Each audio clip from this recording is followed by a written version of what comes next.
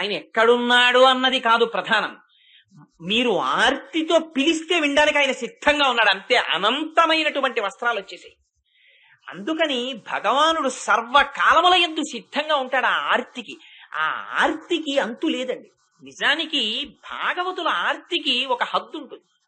ఏదో ఇంత స్థితి అని ఉంటుంది, ఆ వెంటనే ఏదో కోపం వస్తుంది. ఎంత భక్తులకి కూడా రామదాసు గారంతటి వాడు ఎవడబ్బా సొమ్మాని కులుకూచూ తిరిగేవు రామచంద్ర అన్నారు.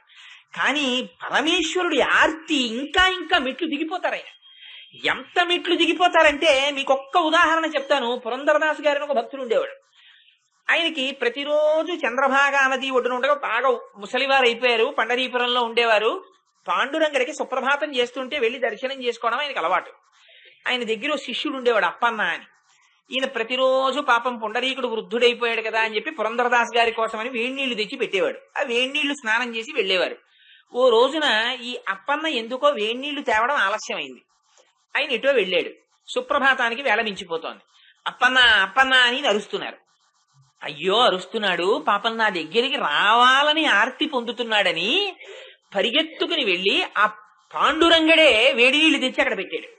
పెడితే ఇంతసేపు ఎక్కడికి పోయావురా వేడి నీళ్లు ఇవ్వకుండా జుత్తు పట్టి వంచి వీపు మీద ఒక్క దెబ్బ కొట్టారు. కొడితే వీపు తడువుకుంటూ వెళ్ళిపోయాడు మహానుభావుడు. ఈయన వేడి నీళ్లు స్నానం చేసి పాండురంగడి దర్శనానికి వెళ్ళారు. వీపు వాచిపోయి ఇంత పెరిగిపోయి ఉంది. మహానుభావుడు యోగులు దర్శనం చేద్దామంటే దొరకని వాడిని జుత్తు పట్టి వంచి వీపు మీద కొట్టేశారు భక్తులు. కొట్టేస్తే ఇక్కడ దెబ్బ తగిలి వాచిపోయింది. ఏమిటి పాండురంగడికి వీపు వాచిపోయిందని అర్చకులు ఆశ్చర్యపోతున్నారు తలుపులు తెరిచి. అప్పుడు నన్ను పురంధరదాసు కొట్టేశాడయా వేడి నీళ్లు పట్టుకెడితే అన్నారు. అయ్యో స్వామి అప్పన్న. ఆ తర్వాత అప్పన్న వచ్చాడు. వస్తే ఎరా ఇంతసేపు ఎక్కడికి పోయావు, ఇంత ఆలస్యంగా వేడి నీళ్లు పెట్టావంటే అసలు నేను ఎప్పుడు పట్టుకొచ్చాను వేడి నీళ్ళు అన్నాడు. ఈ పాశురంలో గోదాదేవి అంటుంది, మాకన్నా ముందుగా వచ్చి వ్రతాన్ని చేసి సుఖస్వరూపమైనటువంటి పరమాత్మ యొక్క అనుభవాన్ని పొందుతున్నటువంటి ఓ తల్లి అని పిలుస్తుంది. కొన్ని పాశురాల్లో పిలిచేటప్పుడు భగవద్ అనుభవాన్ని తమతో పంచుకోవడానికి ఇష్టం లేక ఏకాంతంగా బ్రహ్మానుభవాన్ని పొందాలనేటటువంటి భావన చేత ఒక్కరూ లోపల పడికుని ఉన్నటువంటి గోపికని పిలిచేటప్పుడు అత్తకూతురా అని, పిచ్చి పిల్ల అని సంబోధన చేశారు. కానీ ఇవాల్టి పాశురంలో తల్లి అని పిలుస్తారు. ఆ పిలవడం వెనకాతలే, ఆ సంబోధన వెనకాతలే ఒక పరమ పవిత్రమైనటువంటి వ్యక్తి ఉన్నారు. ఆ ఆళ్వారు గురించి ఇవాళ తల్లి ప్రస్తావన చేస్తోంది. అందుకని మాకన్నా ముందుగానే వచ్చి ఈ వ్రతాన్ని పూర్తి చేసి లోపల భగవదనుభవం అనేటటువంటి సుఖస్వరూపాన్ని పొందుతున్నటువంటి ఓ గోపిక, ఓ తల్లి లేచిరా. పోనీ నువ్వు లేచి రాకపోతే ఆ కవాటమును, ఆ గడియను అడ్డు తీసి తలుపులు తీసి నీ దర్శనమును మాకివ్వకపోయినా కనీసం నీ నోటి వెంట వచ్చేటటువంటి మాట మా చెవులలో పడేటట్టుగా మాట్లాడు. ఆ పరమ పవిత్రమై విశేషమైనటువంటి సుగంధమును వ్యాపింపచేసేటటువంటి తులసిమాలలను కిరీటమునకు చుట్టుకున్నవాడు, ఎటువంటి అర్హత లేకపోయినా వెళ్లి అర్థించినంత మాత్రము చేత పరా అనబడేటటువంటి పరమ పురుషార్థమును మాకు కటాక్షించినవాడు ఆ నారాయణుడు. అటువంటి నారాయణుణ్ణి అర్థించి మేము ఆ పరా అనేటటువంటి పురుషార్థమును పొంది ఉన్నాం.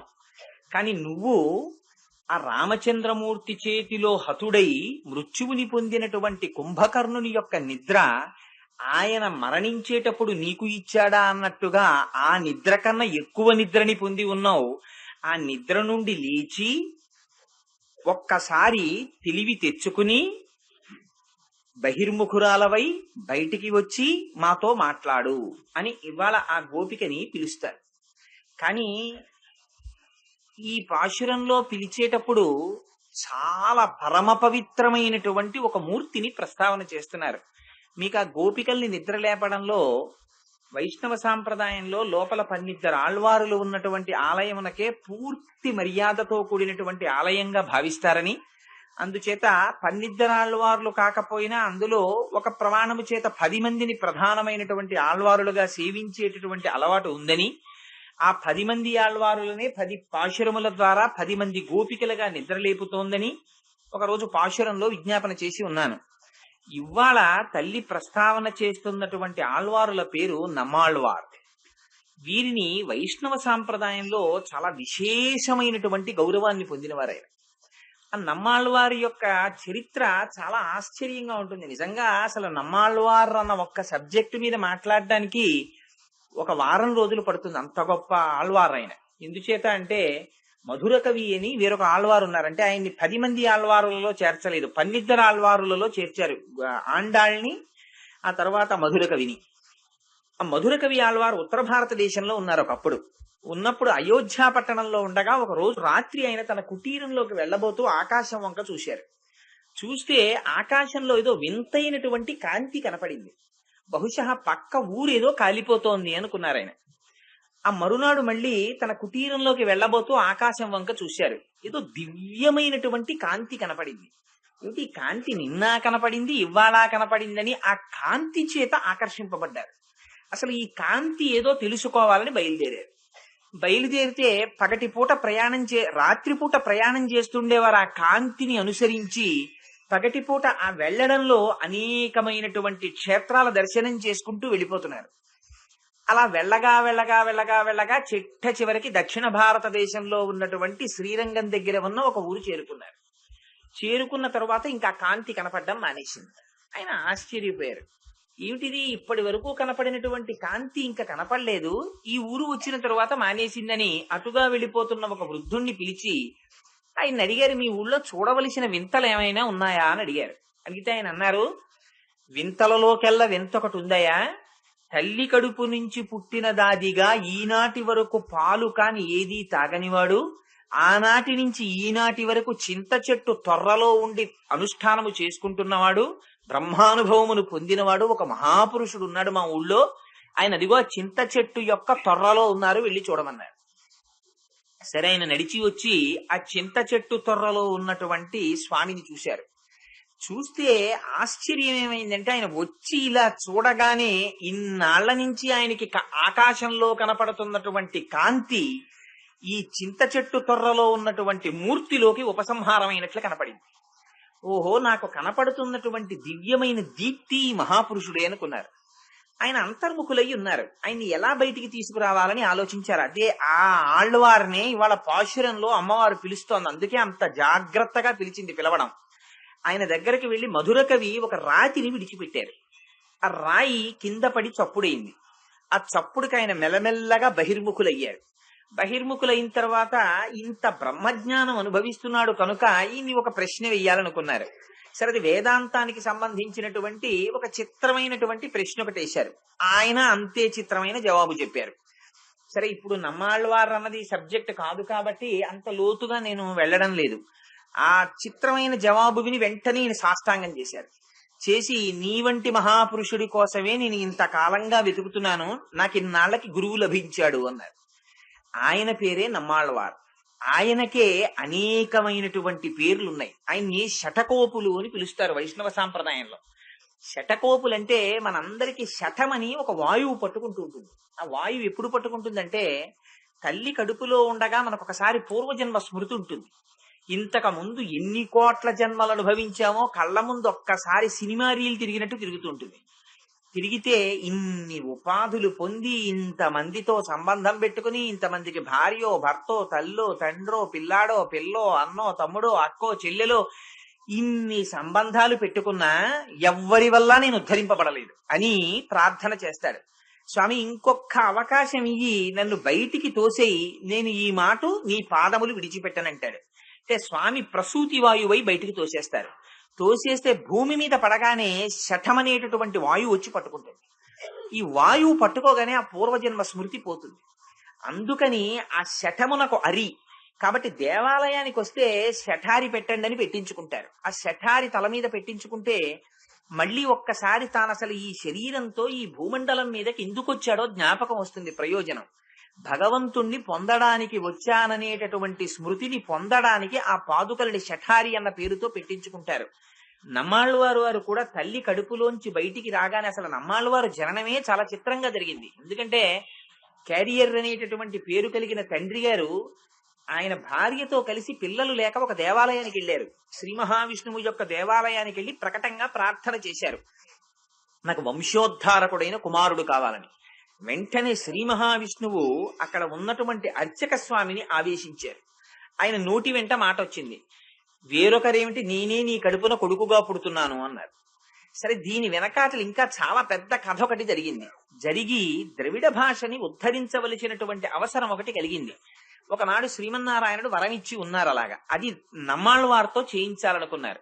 అనుకుని ఆ తల్లి కడుపున ఆయన ఆవిర్భవించారు. కానీ పుట్టినది మొదలు ఆయన ఎన్నడూ తల్లి పాలు తాగలేదు, ఏడవలేదు, నవ్వలేదు, మాట్లాడలేదు. ఆ పిల్లవాడిని తీసుకుని బెంగ పెట్టుకున్నారు తల్లిదండ్రులు. ఏమిటో ఇంత వరమిచ్చాడు పరమాత్మ, వీడు తల్లి పాలు తాగడు, శుష్కించిపోతున్నాడు, నవ్వడు, ఏడవడు, మాట్లాడడు, కదలడు, అలా ఉంటాడు. సరే, భగవంతుడిచ్చినటువంటి వరం ఆయనే చూసుకుంటాడనుకున్నారు. 12వ రోజు వచ్చేసింది, అశౌచం తీరిపోయింది. ఆ పిల్లవాడిని తీసుకుని ఆదినాథుడనేటటువంటి పేరు కలిగిన శ్రీ మహావిష్ణువు దేవాలయం ఉంది ఆ ఊళ్ళో.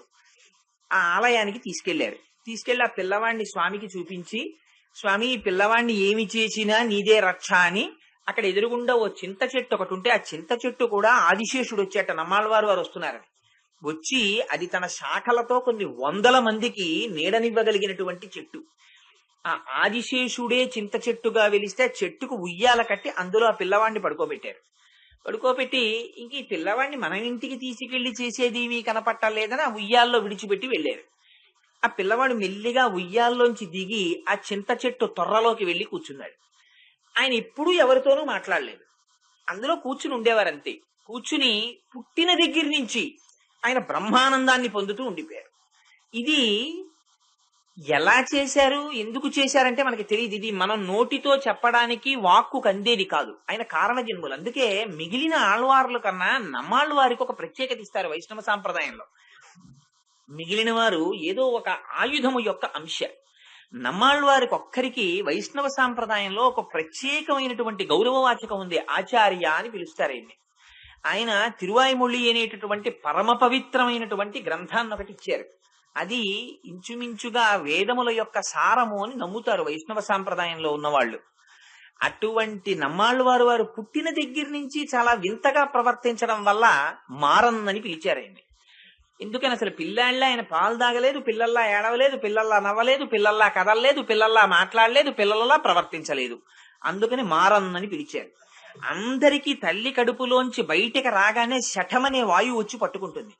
నమ్మాళ్ళవారు వారిని కూడా పట్టుకుందామని శఠమనే వాయువు వచ్చిందిట.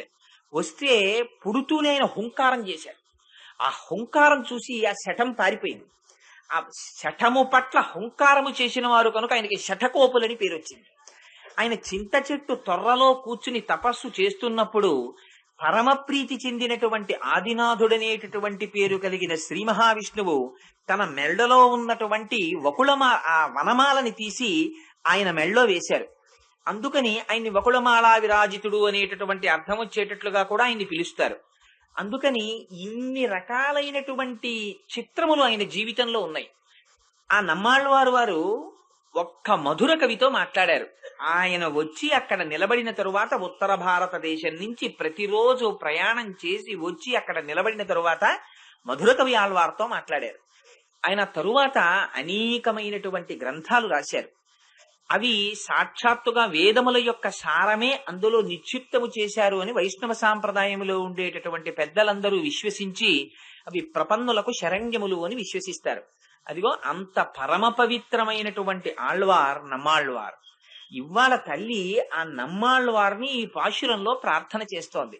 అందుకని ఆ వెళ్ళడంలో, ఆ పిలవడంలో పిచ్చి పిల్ల అని కాని అత్త కూతురా అని కాని వేరొక రకమైనటువంటి సంబోధన చెయ్యలేదు.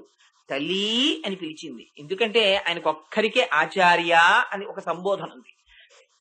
అందుకని పిలిచేటప్పుడు మా అందరికన్నా ముందు వచ్చి వ్రతము చేసి ఆ సుఖస్వరూపమైనటువంటి భగవంతుని యొక్క అనుభవమును పొందుతున్న గోపిక, ఓ తల్లి, నువ్వు నీ దర్శనమును మాకు ఇవ్వకపోతే పర్వాలేదు, కాని ఆ కవాటమును నీవే తీసి మాకు ఒక్కసారి నీ మాట వినపడేటట్టుగా, ఒకవేళ కవాటమును తీసి మాకు దర్శనమివ్వడం అనేటటువంటిది నీ బ్రహ్మానుభవమునకు ప్రతిబంధకమని నువ్వు భావిస్తే మాకు వినపడేటట్టుగా ఒక్కసారి మాట్లాడు అని అడుగుతారు. ఎందుచేత అంటే ఇది అడగడంలో బాహ్యమునందు తల్లి ఒక గోపకాంత ఎలా ప్రవర్తిస్తుందో అలా ప్రవర్తిస్తోంది కనుక బాహ్యంలో పాశురాన్ని చూసినప్పుడు ఏమిటి అలా మేమందరం వ్రతానికని బయలుదేరి వెడుతుంటే నువ్వు ఒక్కదానివి లోపల అలా నిద్రపోతున్నావు, అంతగా భగవదనుభవం పొందుతున్నావు అంటే మాకన్నా గొప్పగా వ్రతాన్ని పూర్తి చేసేసి ముందుగానే భగవంతుని యొక్క అనుభవాన్ని పొందేస్తున్నటువంటి దానివా, అందుకని లేచిరా అని గోపకాంత యొక్క స్థాయిలో నిలబడి మాట్లాడినప్పుడు వచ్చేటటువంటి అర్థం. అప్పుడు ఆ స్థాయిలో ఆవిడ భగవంతునే ఉపాయముగా ఉపేయముగా విశ్వసించి నేను చెయ్యవలసినటువంటి కర్తృత్వం అన్నది ఒకటి లేదు, కేవలముగా భగవంతుని యొక్క అనుగ్రహమే దీనికి మార్గమై నాకు బ్రహ్మానందాన్ని ఇస్తుందనేటటువంటి విశ్వాసము కలిగినటువంటి మహాజ్ఞాని ఎలా ఉండిపోతాడో అలా ఉండిపోయినటువంటి స్థితిలో ఇవాళ ఆ గోపికని చూపిస్తున్నారు. బాహ్యమునందు ఇంకా లోపలికి వెడితే నమ్మాళ్ళు వారు పుట్టుకతోని బ్రహ్మానందాన్ని అనుభవిస్తూ ఉండిపోయినటువంటి వ్యక్తి ఆయన నోరు విప్పి మాట్లాడడమే శ్రీరామరక్ష అయినట్టుగా, ఆయన నోరు విప్పి మాట్లాడడమే మనందరికీ గొప్ప మార్గదర్శకమైనట్టుగా ఇవాళ ఆ గోపికని తల్లి నువ్వు నోరు విప్పి మాట్లాడు. ఎందుకని అటువంటి వారి యొక్క దర్శనమివ్వడము, వారు మనని చూడడము, వారిని మనము చూడడము విడిచిపెట్టండి. వారు నోరు విప్పి మాట్లాడితే చాలు. ఎందుకని వారు సర్వకాలముల యందు బ్రాహ్మీ స్థితిలో ఉండేటటువంటి వారే, ఎప్పుడు నిరంతరము లోపల బ్రహ్మానుభవాన్ని పొందుతుంటారు. అందుచేత వారి నోటి వెంట వెలువడినటువంటి వాక్కు కూడా బ్రహ్మవాక్యే. అందుకని ఆ వాక్కుకి అటువంటి శక్తి ఉంటుంది.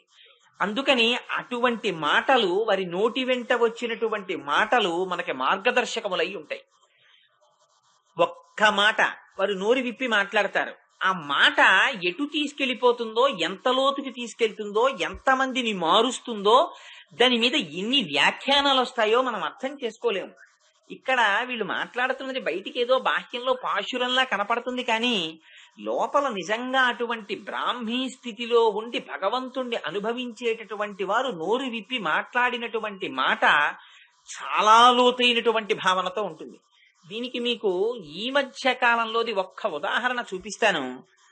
రమణ మహర్షికి సర్కోమా వ్యాధి వచ్చి మోచేతి వెంట రక్తం కారుతూ ఉండేది, పుండులోంచి కారుతుంటే ఒకనాడు ఆయన సోఫాలో పడుకుని ఉండేవారు. ఆ సోఫాలో లేంచి తొట్టు పడుతూ లోపలికి ఎడుతున్నారు. 104 డిగ్రీల జ్వరం కాస్తోంది, చేతి వెంట రక్తం కారిపోతోంది, ఒళ్ళు వణికిపోతోంది. ఆ స్థితిలో సోఫాలోంచి లేచి అడుగు తీసి అడుగు వెయ్యలేక తడబడ్డారు. తడబడితే ఆ ఎదురుగుండా కూర్చున్నటువంటి శిష్యులు గబగబా లేచి వచ్చి ఆయన చేయి పట్టుకున్నారు. పట్టుకుంటే మహర్షి ఇలా చూశారు. చూస్తే వాళ్ళు అన్నారు, భగవాన్ మీరు పడిపోతారేమోనని పట్టుకున్నాం అన్నారు. అంటే రమణులు అన్నారు, ఆయన చాలా తక్కువ మాట్లాడేవారు. ఆయన అన్నారు, మీరు పట్టుకుని నన్ను పడేస్తారు అన్నారు. నిజంగా ఈ మాట మీద volumes and volumes of literature వచ్చింది. తర్వాత వాళ్ళ దృష్టిలో ఈయన్ని పడిపోకుండా పట్టుకుంటున్నారు, భగవాన్ దృష్టిలో మీరు పట్టుకుని నన్ను పడేస్తారు అన్నారు.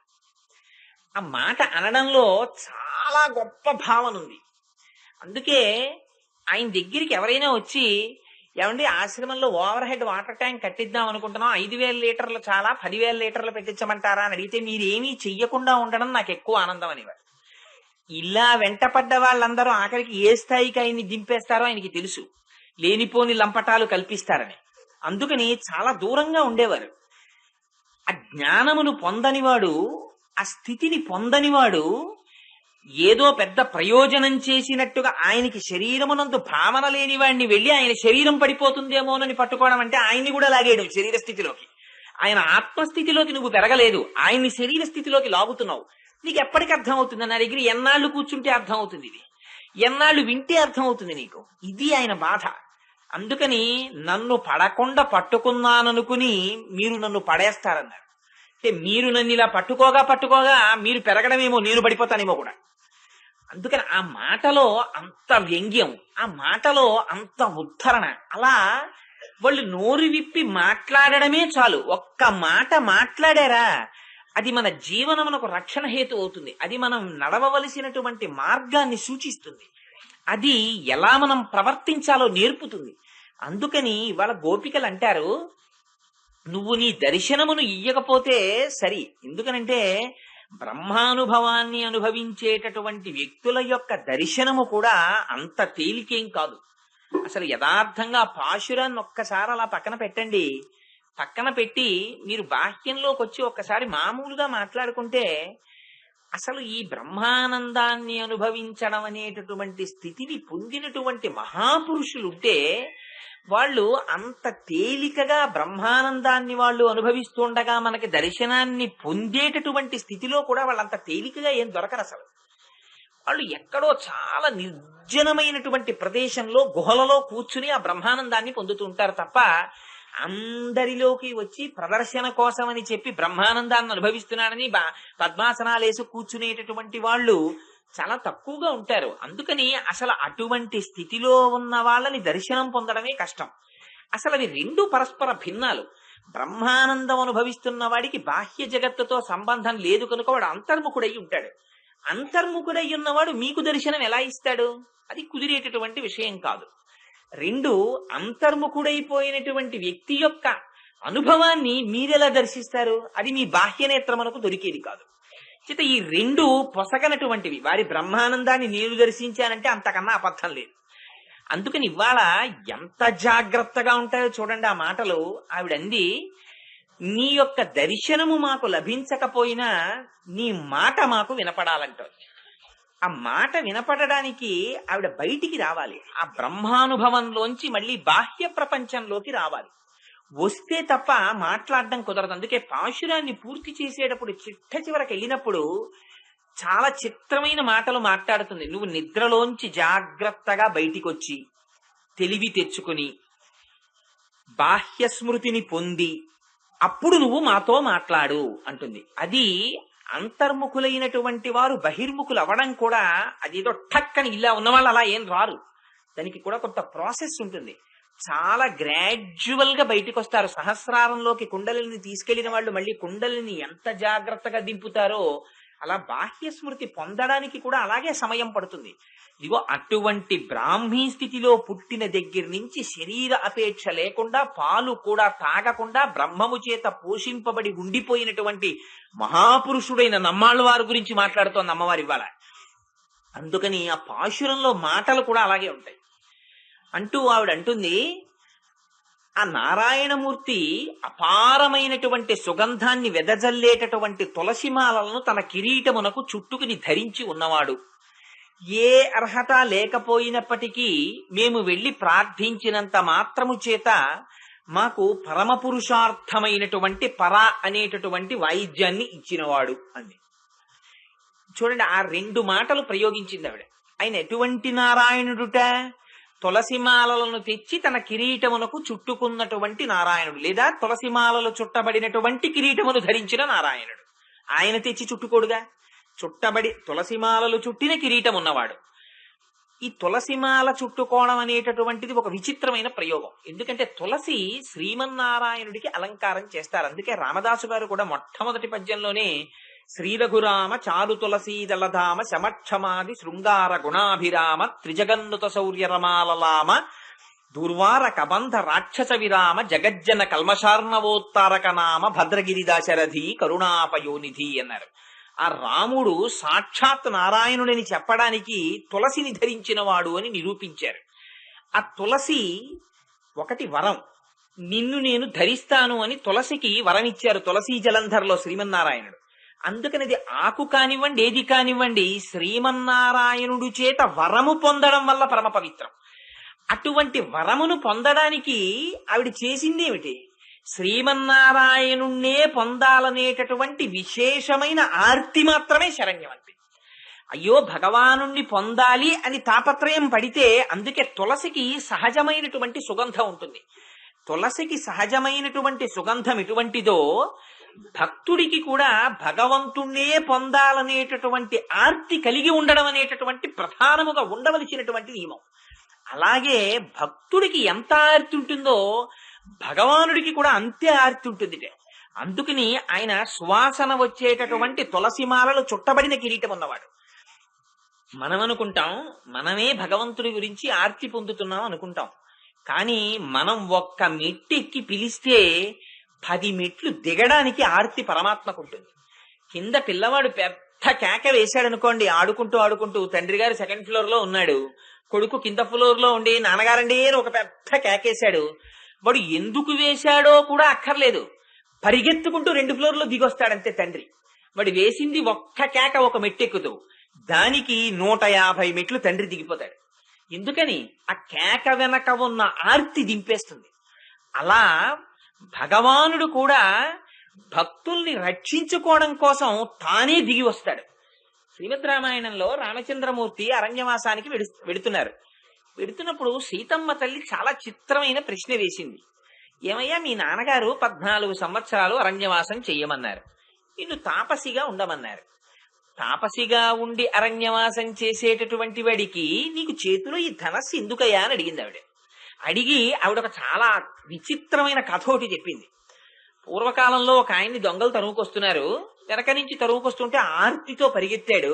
అది ఎందుకు పరిగెత్తాడు? అసలు అక్కడ తపస్సు చేస్తున్న మహర్షి తపస్సుని పాడు చేయడానికి వచ్చాడు ఇంద్రుడు. అలాగే పరిగెత్తుకుంటూ వచ్చి, అయ్యా నన్ను వెనకాతలు ఎవరో తరువుకొస్తున్నారండి, నేను మళ్ళీ వచ్చి తీసుకుంటాను, నేను వచ్చే వరకు ఈ కత్తి మీ దగ్గర పెట్టండి అని ఆ కత్తి అక్కడ పెట్టి పారిపోయాడు. అలాగే లేవయ్యా నా కత్తి పాపం తీసుకున్నాడు ఆ ఋషి. తీసుకుని కూర్చున్నాడు. ఆయన మళ్ళీ వచ్చినప్పుడు ఆ కత్తి ఇచ్చేద్దాం అనుకున్నాడు. తపస్సు చేసుకుంటూ ఉండేవాడు. మధ్య మధ్యలో గుర్తొచ్చేది, మళ్ళీ ఆయన వచ్చినప్పుడు కత్తి ఇచ్చేయాలి, బాగుండదని చెప్పి కత్తి ఉందో లేదో చూసుకుంటూ ఉండేవాడు. ఆ కత్తి మెల్లిమెల్లిగా ఏమిటంటే ఎవరు వచ్చి పట్టుకుపోతారో, ఏ చెట్టు కొట్టుకోవడానికో అని ఆ కత్తి తీసి ఆసనం కింద పెట్టుకున్నాడు. పెట్టుకుని తపస్సు 2-3 గంటలు అయిపోగానే ఒకసారి కత్తి ఉందో లేదో ఎత్తి చూసుకుంటూ ఉండేవాడు. ఇలా కత్తి మీద ధ్యాస మరలగా మరలగా మరలగా చిట్ట చివరికి ఆయన దారి దొంగ అయ్యాడు. ఎందుకని? వస్తువులో రజోగుణ తమోగుణ ప్రకోపాలున్నాయి. అటువంటి వస్తువు దగ్గర పెట్టి వెళ్ళిపోయాడు ఆయన. ఆ వస్తువు చేసేసింది చేయవలసిన పని ఎంత. ఒక్కొక్క వస్తువు ఇంట్లో ఉంటే 7 తరాల నుంచి వస్తున్న ఐశ్వర్యాన్ని ఒక్క 10 అట్టముక్కలు చేత్తో పట్టుకోవడం అలవాటైతే చాలు, నిశ్శబ్దంగా పతనం అయిపోతుంది ఐశ్వర్యం. అందుకని ఏవి ఇంట్లో ఉంచుకోవాలో కూడా నేర్చుకోవాలి. కొన్ని వస్తువులు ఇంట్లో ఉండడం కూడా ప్రమాదహేతువే. ఒక కత్తి పాడు చేసేసిందయా ఒక ఋషిని. నీకెందుకు చేతిలో కోదండం? ఈ కోదండం పట్టుకున్న దగ్గర నుంచి నీకు అప్పుడప్పుడు బాణాలు వెయ్యాలని, వాడు మంచివాడని, వీడు చెడ్డవాడని, వీడు రాక్షసుడిని ఒక ఊహొస్తుంటుంది. ఇవి నిష్కారణమైన శత్రుత్వాలు అవి పెంచుతాయి. ఎందుకు ఏదో వచ్చాం హాయిగా 14 ఏళ్ళు అరణ్యంలో గడిపేసి మన అయోధ్యగా మనం వెళ్ళిపోతే వదిలిపోయి, నీకు ఎందుకయ్యా ఇదని అడిగింది ఆవిడ. అడిగితే రామచంద్రమూర్తి అక్కడ చెప్పారు లక్షణాన్ని. ఆయన అన్నారు, నేను సహజంగా క్షత్రియుణ్ణి, నేను అరణ్యమునకు రాని ఎక్కడికి వెళ్ళని, రక్షణ నా ప్రథమ కర్తవ్యం. ఆర్తితో ఎవరు రామా అని పిలిచినా నేను రక్షణకి ముందు నిలబడతాను.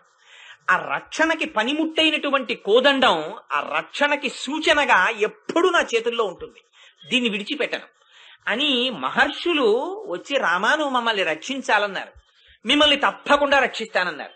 సీతమ్మ తల్లింది ఆ మహర్షుల్ని రక్షిస్తానంటే రాక్షసులతో యుద్ధం చెయ్యాలి. ఇప్పుడు ఆ రాక్షసులకి మనకి ఉన్న వైరం ఏమిటి, ఎందుకు వచ్చిన యుద్ధం అంది అంటే ఆయన అన్నారు, అసలు మహర్షులు వారు వచ్చి అడగక ముందు నేను రాజునై ఇంతకాలం అక్కడ రామచంద్రమూర్తిగా ఉన్నాను కనుక, దశరథ మహారాజు గారి కొడుకుగా ఉన్నాను కనుక, క్షత్రియుడిగా ఉన్నాను కనుక నా అంత నేనుగా వచ్చి రాక్షస సంహారం చెయ్యాలి. అలాంటిది ఇవాళ వాళ్ళొచ్చి నన్ను అడిగారు, రామా రాక్షసుల్ని చంపని. అడిగితే అప్పుడు కూడా నేను 14 ఏళ్ళ అరణ్యవాసానికి తాపసిగా వచ్చాను, ఇప్పుడు కుదరదని చెప్పనా? అలాంటి అవసరమే వస్తే, ఒకళ్ళని రక్షించవలసినటువంటి విషయంలో నేను వెనకడుగు వెయ్యవలసిన పరిస్థితే వస్తే నిన్ను విడిచిపెట్టేస్తాను, లక్ష్మణుణ్ణి విడిచిపెట్టేస్తాను, కానీ నా స్వధర్మాన్ని విడిచిపెట్టనన్నారు. ఇది భగవంతుని యొక్క ఆర్తి. తననొక్కసారి పిలిస్తే చాలు రక్షించడం కోసం ఆయన సర్వకాలముల ఎంతో సిద్ధంగా ఉంటాడు. దీనికి కాకాసురుడి కన్నా కూడా వృత్తాంతం ఇంకోటి ఉండదు. కాకాసురుడు చేసినంతటి అఘాయిత్యం నిజానికి రావణాసురుడు చేయలేదు. రావణాసురుడు సీతమ్మ తల్లిని అపహరించి తీసుకుని వెళ్లి అశోకవనంలో పెట్టాడంతే. కాకాసురుడు భయంకరమైన నేరం చేశాడు. అమ్మవారి వక్షస్థలం మీద వాలేడు, తన వాడి ముక్కుతో గాడవేశాడు, అమ్మవారి వక్షస్థలములో ఉన్నటువంటి మాంసాన్ని తిన్నాడు. ఆవిడ వక్షస్థలం నుంచి కారిన రక్తం రామచంద్రమూర్తి యొక్క నుదుటి మీద పడింది.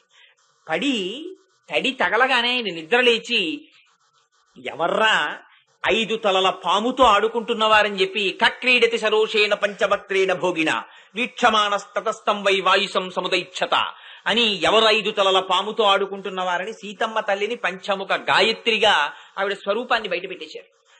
అలాంటిది ఇంత అపచారం చేసిన కాకాసురుడి మీదకి దర్భ తీసి బ్రహ్మాస్త్రంగా వేశారు. వేస్తే ఆ కాకి ముల్లోకములు తిరిగింది. రాముడు బాణం వేస్తే మేము రక్షించలేమని అందరూ వదిలేశారు. తండ్రి ఇంద్రుడు కూడా వదిలేశాడు. ఆ కాకి స్వయంగా జయంతుడు, ఇంద్రుని యొక్క కుమారుడు. అప్పటికే 13 సంవత్సరాలు అయిపోయాయి. ఇంకొక సంవత్సరం ఉంటే రాముడు వెనక్కి వెళ్ళిపోతాడు. రాజ్యం పోయింది, ఆయన కోపం రాలేదు. తండ్రి పోయారు, ఆయన కోపం రాలేదు. జటాయువు చనిపోయాడు, ఆయన కోపం రాలేదు. అరణ్యవాసం చెయ్యవలసి వచ్చింది, ఆయన కోపం రాలేదు. మరి ఏమి చేస్తే కోపం వస్తుంది? ఎప్పుడు రావణాసురుణ్ణి సంహరిస్తాడు? లేకపోతే ఈ సంవత్సరం అయిపోతే ఆయన అయోధ్యకి వెళ్ళిపోతాడు. వెళ్ళిపోతే ఇంకా రామావతార ప్రయోజనం నెరవేరాలంటే రావణాసురుడు సంహరింపబడాలి. ఏమి చేస్తే కోపం వస్తుంది చూడడానికి జయంతుణ్ణి పంపించాడు ఇంద్రుడు. సీతమ్మ తల్లి జోలికి విడితే రాముడికి కోపం వస్తుందని తెలుసుకున్నారు. ఇందుచేత సీతమ్మ తల్లి జోలికి విడితే కోపం వచ్చింది ఆయనకి. అక్కడ అసలు రహస్యాన్ని సీతమ్మ తల్లి, అందుకే ఇది అభిజ్ఞానం అని చెప్పింది. హనుమ వచ్చి, అమ్మా నువ్వు నాతో రానంటున్నావు కదా, పోన్లే అమ్మా రాముడికి ఏదైనా గుర్తు చెప్తాను, ఓ గుర్తు చెప్పమ్మా అన్నారు. అంటే ఏదైనా మంచి గుర్తు చెప్పాలంతే కానీ ఇదిగో ఈ కాకాసుర వృత్తాంతం గుర్తు చెప్పింది. ఏమిటి ఈ కాకాసుర వృత్తాంతం చెప్పడం ఎందుకు అంటే, ఆవిడ రామచంద్రమూర్తి ఒడిలో తల పెట్టుకుని పడుకుని ఉండగా ఆ మాంసపు ఒరుగుల కోసం వచ్చినటువంటి కాకిని బెడ్డలు పెట్టి కొట్టింది. తన మొలనూలు తీసి వడ్డాణం తీసి కొట్టింది. అది కొడుతున్నంతసేపు రాముడు నవ్వుతూ అన్నారు, సీత కాకి మీద మొలనూలు విసిరావా అన్నారు.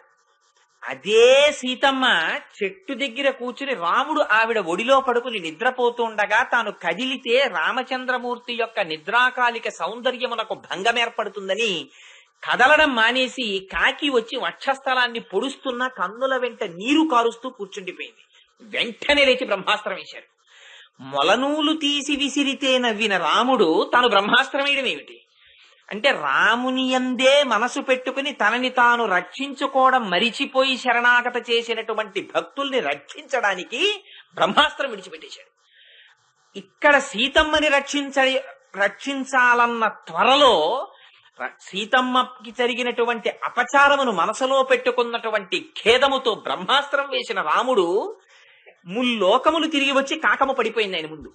అదేమి నోరు విప్పలేదు, మాట్లాడలేదు, ఆయన ముందుకొచ్చి పడిపోయింది అంతే. పడిపోతే దాన్ని శరణాగతి కింద తీసుకున్నారు.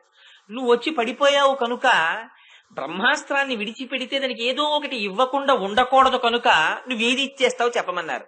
దత్వాస దక్షిణ నేత్రం ప్రాగేభ్య పరిరక్షిత అంది. ఇదిగోనయా నా దక్షిణ నేత్రాన్ని ఇచ్చేస్తున్నానని. ఇచ్చేస్తే ఆ బ్రహ్మాస్త్రం దక్షిణ నేత్రాన్ని తీసుకుని ఉపసంహరింపబడింది. పక్కన సీతమ్మ తల్లి ఉండగా ఆవిడ పట్ల అపచారం, ఇంత అపచారం చేసిన వాడైనా కాకాసురుడు రక్షింపబడిపోయాడు. రామచంద్రమూర్తి దగ్గరికి వచ్చి పడిపోయినంత మాత్రం చేత. అంటే భగవంతుడికి కూడా ఎంత అపచారం చేసిన వాడు ఇవ్వనివ్వండి, ఒక్కసారి వెళ్లి నోరు విప్పి మాట్లాడక్కర్లేదుట. కాకాసురుడు ఏం మాట్లాడాడు? వాడు చేసిన అపచారం కన్నా చేసేవాడు ఎవడు ఉంటాడు?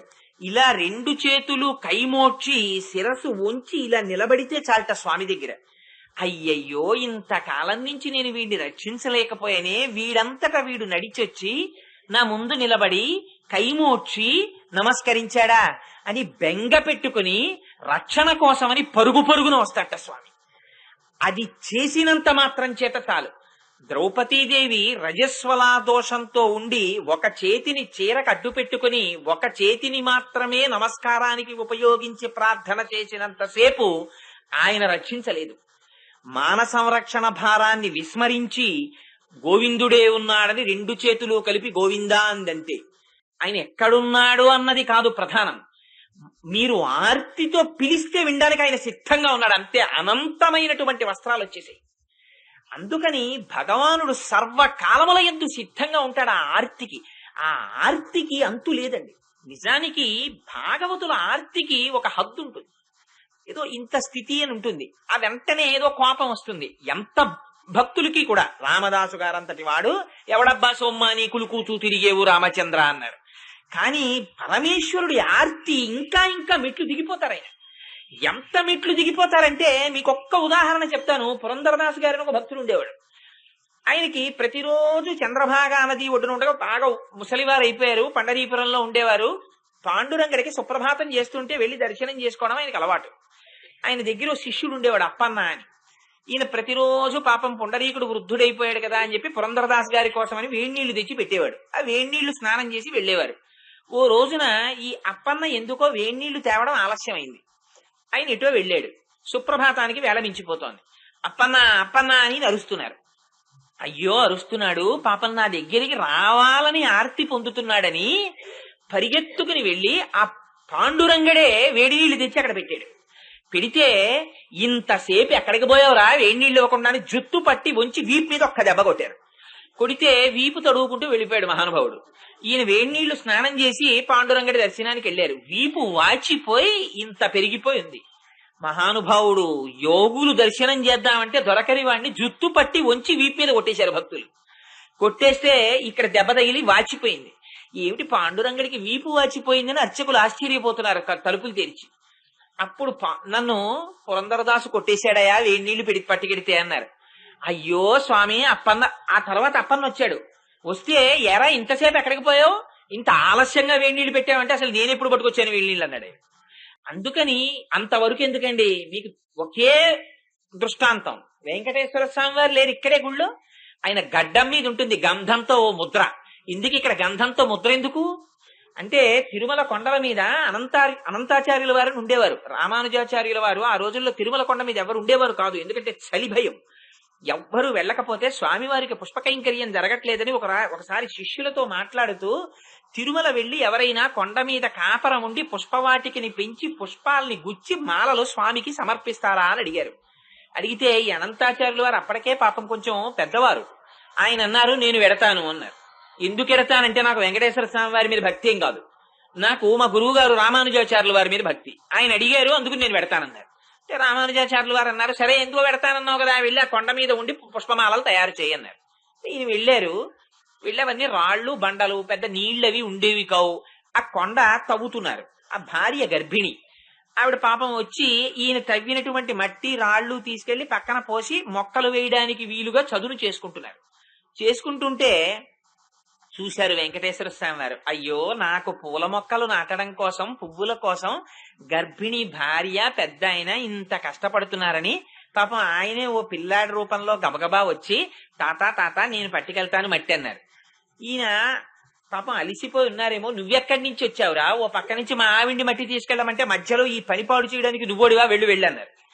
అంటే పాపం ఈవిడ గర్భిణి అలా మోస్తోంది మట్టి. ఆయన అన్నారు, అమ్మా ఆయన చెప్తే అలాగో వింటలేదు, నువ్వు కూర్చో అమ్మా, నేను వెళ్ళి పట్టుకొచ్చేస్తాను ఆ మట్టి అని. ఈయన మట్టి తీసి ఈ గిన్నెలో పోస్తున్నారు. ఈ పిల్లవాడు కనపడకుండా వెనక నించుని ఖాళీ గిన్నె అటు తోసి నిండు గిన్నె పట్టుకుని వెళ్ళిపోతున్నాడు. ఏమిటి ఈవిడ చాలా తొందరగా వచ్చేస్తోంది మట్టి ఎట్టుకునని ఓసారి ఇలా చూశారు అనంతార్యుల వారు. చూసేటప్పటికి ఈ పిల్లాడు మళ్ళీ కనపడ్డాడు. ఏరా నిన్ను పొమ్మన్నాను మళ్ళీ వచ్చావా అని, చేతిలో గుణపం ఉంది, తవ్వుతున్న గుణపం. ఆ గుణపం పెట్టి మళ్ళీ వచ్చావా అని ఇలా అన్నారు. అంటే గుణపం వచ్చి గడ్డానికి కొట్టుకుంది. గడ్డం బద్దలై రక్తం కారుతూ వెళ్ళిపోయారు. ఏవో పిల్లవాడు రక్తం కారింది అనుకున్నారు, వెళ్ళిపోయాడు. సాయంకాలం అనంతాచార్యుల వారు గుళ్ళోకి వెళ్ళారు. వెళ్ళేటప్పటికి గడ్డం పగిలిపోయి ఇంత వాచిపోయి కనపడ్డారు వెంకటేశ్వర స్వామి వారు. కనపడితే అర్చకులు ఆశ్చర్యపోయి, ఇదేమిటి స్వామి ఆ గడ్డం ఏమిటి అంత వాచిపోయిందన్నారు. అంటే అనంతాచార్యులు తోట వేస్తుంటే వెళ్లి సహాయం చేద్దామని వెళ్ళానయ్యా, గుణపం పెట్టి కొట్టాడు, ఇంత వాచిపోయింది. కానీ నా దర్శనానికి వచ్చినటువంటి భక్తులందరూ ఓసారి నా గడ్డం మీదున్న మచ్చ చూసి అనంతాచార్యులు వారు గుణపంతో స్వామివారిని కొట్టాడని నేను చెప్పుకుంటుంటే నా భక్తుడి పేరు విని నేను మురిసిపోతానయ్యా, అందుకని నాకు ఇక్కడ గంధంతో మచ్చ పెట్టండి అన్నారు. ఆనాటి నుంచి ఈనాటి వరకు వెంకటేశ్వర స్వామి వారి గడ్డం కింద గంధంతో మచ్చ ఉంటుంది. ఎంత భక్త సులభుడండి ఆయన. ఆయన మన కోసం దెబ్బలు సక్కుబాయి కోసం మొగుడి పెళ్ళం వేషం వేశాడు మహానుభావుడు. ఎన్ని కష్టాలు పడ్డాడో ఆయనతో సంసారం చేయడానికి. ఇటు పరమాత్మ ఏమిటి భార్య వేషం వేసి భర్తతో సంసారానికి రావడం ఏమిటి? నిజంగా మన ఆర్తి ఏ పాటిదిరా అనిపిస్తుంది. ఇంత ఆర్తి మనం చూపిస్తే ఇన్ని మెట్లు దిగిపోవడానికైనా పరమాత్మ సిద్ధంగా ఉంటాడు. ఇది తులసిని కిరీటమునకు చుట్టబడగా అటువంటి కిరీటమును ధరించి ఉన్నటువంటి నారాయణమూర్తి యొక్క స్వరూపం నేను ఇన్ని జగత్తులను శాసించిన వాడిగా, నారములకు ఆయనమైన వాడిగా, సమస్త బ్రహ్మాండముల యందు అనుప్రవేశము చేసి నిలబెట్టిన వాడిగా, ఎంత శాసకుణ్ణో, ఎంత ఔన్నత్యమును కలిగిన వాణ్ణో, నన్ను భక్తితో పిలిస్తే పరిగెత్తుకు రావడానికి అంత సులభుణ్ణి అని ఆ తులసి వాసన అనేటటువంటి వ్యామోహం తనది భక్తుల పట్ల, భక్తుల వ్యామోహం తన పట్ల సూచించేదిగా ఉన్న ఆ నారాయణుడున్నాడే, ఆయన ఎంతటి దాక్షిణ్యమూర్తి, ఎంతటి ఉదార బుద్ధి కలిగిన వాడంటే, మహానుభావుడు మాకు ఏ కైంకర్యం చేత కాదు, ఏమీ తెలియనటువంటి మేము వెళ్ళి ప్రార్థన చేస్తే మాకు పర అనేటటువంటి పురుషార్థాన్ని ఇచ్చినటువంటి వాడు. చూడండి ఎంత లోతుగా మాట్లాడుతోందో చూడండి ఆవిడ. ఇవాళ ఏ మహానుభావుడు నమ్మాళ్ళ వారికి ఆకలి దప్పిక లేకుండా చేశాడో, పాంచభౌతికమైనటువంటి శరీరమునకు ఆకలి దప్పిక సహజమైన విషయాలు, అటువంటి శరీరములో ఆకలి దప్పిక లేకుండా తన ప్రయత్నమన్నది అసలు ఈ లోకములోకి వచ్చిన తరువాత ఏదీ చెయ్యకుండా పుట్టుకతోనే బ్రహ్మానందాన్ని ఇచ్చినటువంటి మహాపురుషుడైనటువంటి శ్రీమన్నారాయణుని యొక్క అనుగ్రహంతో బ్రహ్మానందమును అనుభవించినటువంటి నమ్మాళ్ళవారిని దృష్టిలో పెట్టుకుని చేస్తున్న పాశురం కనుక ఆ తల్లి అంటుంది, మాకేమీ చేత కాదు, మేమేమి ప్రత్యేకించి చేసినటువంటి కైంకర్యం లేదు, అయినా మాకు పర అన్న పురుషార్థాన్ని ఇచ్చాడు. ఏమిటి పర? ఈ పర మీకు నేను అస్తమానం దీని గురించి చెప్తూనే ఉన్నాను. వాచిక కాయిక మానసిక కైంకర్యములతో కూడినటువంటి ఏకస్వరూపమైన కైంకర్య నిష్టకే పర అని పేరు. ఎందుకనంటే ఆ పర అన్నదాన్ని గుండెలకి కట్టుకుంటారు, చేతులతో మోగిస్తారు, నోటితో పాడతారు. అందుకని అందులో వాచిక మానసిక కాయిక కైంకర్యములు ఉన్నాయి. ఆ పర అనేటటువంటిది నిజంగా పురుషార్థం. పురుషార్థం అంటే ఏమిటో తెలుసా అండి? మనకు పురుషార్థములని నాలుగింటిని చెప్తారు. ధర్మ అర్థ కామ మోక్ష అని. అన్నింటికన్నా ముందు తీసుకెళ్లి ధర్మం పెడతారు, చిట్ట చివరికి తీసుకెళ్లి మోక్షం పెడతారు, ఈ మధ్యలోకి తీసుకొచ్చి అర్థకామములను పెడతారు. ఇది నిజంగాను పెద్దల యొక్క అమరికని చూడాలి. వీటికి పేరు ఇంకోటి పెట్టకూడదా? ఇంకొక పేరు పెట్టలా. ఈ నాలుగు ఏమిటండి అని ఎవరైనా అడిగితే పురుషార్థములు అబ్బాయి అన్నారు. పురుషార్థం అంటే ఏమిటండి అంటే నువ్వు అర్థించి పొందవలసినవి అన్నారు. అర్థించి పొందుతాడు కనుక దానికి పురుషార్థం అని పేరు. ఏమిటది? ధర్మ అర్థ కామ మోక్షాలు. అయితే చిత్రం ఏమిటంటే మోక్షాన్ని మనం సంపాదించుకోవడం అంటూ ఏముండదు ప్రత్యేకంగా. మోక్షం సంపాదించుకోవడము అంటే ధర్మ అర్థ కామములను సరిగ్గా అనుష్ఠానం చేయడమే. ఈ మూడింటి మధ్య ఉండేటటువంటి సమన్వయం తెలిస్తే నాలుగోది వస్తుంది. ఎంచేత అంటే మీకు ఒక కర్ర ఇచ్చి ఆ కర్ర 40 అడుగుల పొడుగు ఉందనుకోండి, అబ్బాయి 10 అడుగుల పొడుగు ఉండేటట్టుగా 4 సమానమైన ముక్కలు చెయ్యి అన్నారనుకోండి, మీరు ఎన్ని మాటలు నరుకుతారు? ఆ కర్రని ముందు 10 అడుగులు కొలుస్తారు, ఒక మాట నరుకుతారు, 10 అడుగుల కర్ర వచ్చింది. మళ్ళీ 10 అడుగులు లెక్క పెడతారు, నరుకుతారు, ఇంకో 10 అడుగుల కర్ర వచ్చింది, 20 అడుగుల కర్ర మిగిలింది. మళ్ళీ ఇంకో 10 అడుగులు లెక్క పెడతారు, ఇంకొకసారి నరుకుతారు. ఇప్పుడు 10 అడుగుల కర్రలు ఎన్ని వచ్చాయి? 2 వచ్చేస్తాయి. 3 సార్లు నరికితే 4 10 అడుగుల కర్రలు వస్తున్నాయి. అలా ధర్మ అర్థ కామములను సక్రమముగా అనుష్ఠానము చేస్తే 4వదైన పురుషార్థం మోక్షం సిద్ధిస్తుంది. చిత్రం ఏమిటంటే అందుకే ధర్మాన్ని ముందు పెట్టి అర్థకామాల్ని వెనకాల పెట్టారు. అన్నింటికన్నా వెనకాల మోక్షానికి ముందు ధర్మానికి బాగా దూరంగా కామాన్ని పెట్టారు. ఈ ధర్మముతో అర్థాన్ని, ధర్మబద్ధమైన కామాన్ని, మోక్షమునందు కోరికని అనుసంధానం చేసుకోవడం చేత కాకపోతే అది నరకం అయిపోయి కూర్చుంటుంది. ఈ 4 నడుస్తుంటే జీవితంలో ఈ 4 ఎలా అనుసంధానం చేసుకోవాలో కూడా చాలా గమ్మత్తుగా చూపించారు. ఇదే అయోధ్యకాండలో ఎంత గమ్మత్తుగా చూపించారంటే, కౌసల్యాదేవికి ఒక్క కుమారుడు రామచంద్రమూర్తి, సుమిత్రకి 2 కుమారులు లక్ష్మణుడు శత్రుఘ్నుడు, కైకమ్మకి 1 కొడుకు భరతుడు. అసలు 2 ఉయ్యాలలు 2 కొడుకులు ఉన్నటువంటి సుమిత్రా మందిరంలో కదా ఎక్కువ హడావిడి ఉండాలి. కానీ ఎప్పుడు సుమిత్రా మందిరం ప్రశాంతంగా ఉండేది. కౌసల్యా మందిరం, ఆ కైకేయి మందిరం చాలా హడావిడిగా ఉండేవి. ఎందుకని? లక్ష్మణుడు శత్రుఘ్నుడు వీళ్ళిద్దరినీ తీసుకొచ్చి ఎప్పుడైనా సుమిత్రా మందిరంలో ఉయ్యాలలో 2 కలిపి పడుకోపెడితే హోరుమని ఏడుస్తుండేవారట. ఏమిటి ఇంత ఏడుస్తున్నారని సుమిత్ర పాపం లక్ష్మణుణ్ణి ఆ భుజం మీద వేసుకుని, పెద్దక్క కాబట్టి కౌశల్య ఇంటికెళ్ళి, అక్క ఏమిటి పిల్లాడిలా గుక్కపట్టి ఏడుస్తున్నాడంటే ఏదిలా పడుకోబెట్టనేది. రాముడి పక్కన పడుకోబెట్టేటప్పటికి ప్రశాంతంగా కూర్చునేవాట. లక్ష్మినో లక్ష్మి సంపన్న అని ఆయన ఎప్పుడు ఆ రాముడి పక్కన పడుకునేటప్పటికీ సుఖంగా ఉండేవారు. అసలు ఆ బాలకాండలో వాళ్ళిద్దరి అనుబంధం వినాలి. ఎన్ని రహస్యంగా శ్లోకాలు మాట్లాడారో మహర్షి. ఆ రాముడు లక్ష్మణుడు లేకపోతే తినేవాడు కాదు, లక్ష్మణుడు రాముడు లేకపోతే తినేవాడు కాడన్నారు. ఇద్దరు అంత హాయిగా ఉండేవారు. తీసుకొచ్చి శత్రుఘ్నుడు పక్కన మళ్ళీ పడుకోబెడితే మళ్ళీ ఏడుపు మొదలు. ఏమిటి ఇలా ఏడుస్తున్నారని ఈ శత్రుఘ్నుడిని తీసుకెళ్లి భరతుడి పక్కన పడుకోబెట్టేస్తే ఆయన ప్రశాంతంగా ఉండేవాడు. అందుకని పాపం ఇద్దరు పిల్లలున్నా సుమిత్ర మందిరంలో పిల్లలు ఉండేవారు కాదు. ఒక్కొక్క పిల్లలైనా వాళ్ళ మందిరాల్లో ఇద్దరిద్దరు పిల్లలు ఉండేవారు. ఏమిటి ఈ ప్రశాంతతకి కారణం? రాముడు ధర్మం, ఆ లక్ష్మణుడు అర్థం, శత్రుఘ్నుడు కామం, భరతుడు మోక్షం. అవి 4 విధములైనటువంటి పురుషార్థాలు. ఇందులో రాముడు ధర్మం కనుక ధర్మము పక్కన అర్థాన్ని పడుకోబెట్టారనుకోండి, ధర్మబద్ధమైన అర్థము ప్రశాంతతనిస్తుంది. అధర్మమైనటువంటి అర్థము చాలా బెంగ పెట్టిస్తుంది. రాత్రి నిద్ర కూడా పట్టదు. అమ్మో ఆ గోడలో ఉంది, కింద ఉంది, పరుపు కింద ఉంది, ఎవడొస్తాడో ఏ రైట్ చేస్తాడో బెంగే. తిన్నది ఎక్కదు, పడుకున్నది నిద్ర పట్టదు. అందుకని ధర్మబద్ధమైన అర్థము, మోక్షమునందు కామము. అలా కాకుండా అర్థం కామం ఓ ఉయ్యాల్లో పడుకున్నాయనుకోండి, డబ్బు కోరి. భగవంతుని యొక్క కైంకర్యము చెయ్యగలిగినటువంటి అదృష్టము కన్నా అదృష్టము వేరొకటి ఉండదు. కేవలం నామాన్ని నోటితో చెప్పినంత మాత్రము చేతనే అంత ఫలితాన్ని వస్తుంటే, ఇంకా మనస్సు, శరీరము, నోటి మాట 3 ఏకరీతిగా నిలబడ్డాయనుకోండి, ఇంకా నిజంగా దానికి ఎంత వైభవం ఉంటుందో ఆలోచించండి.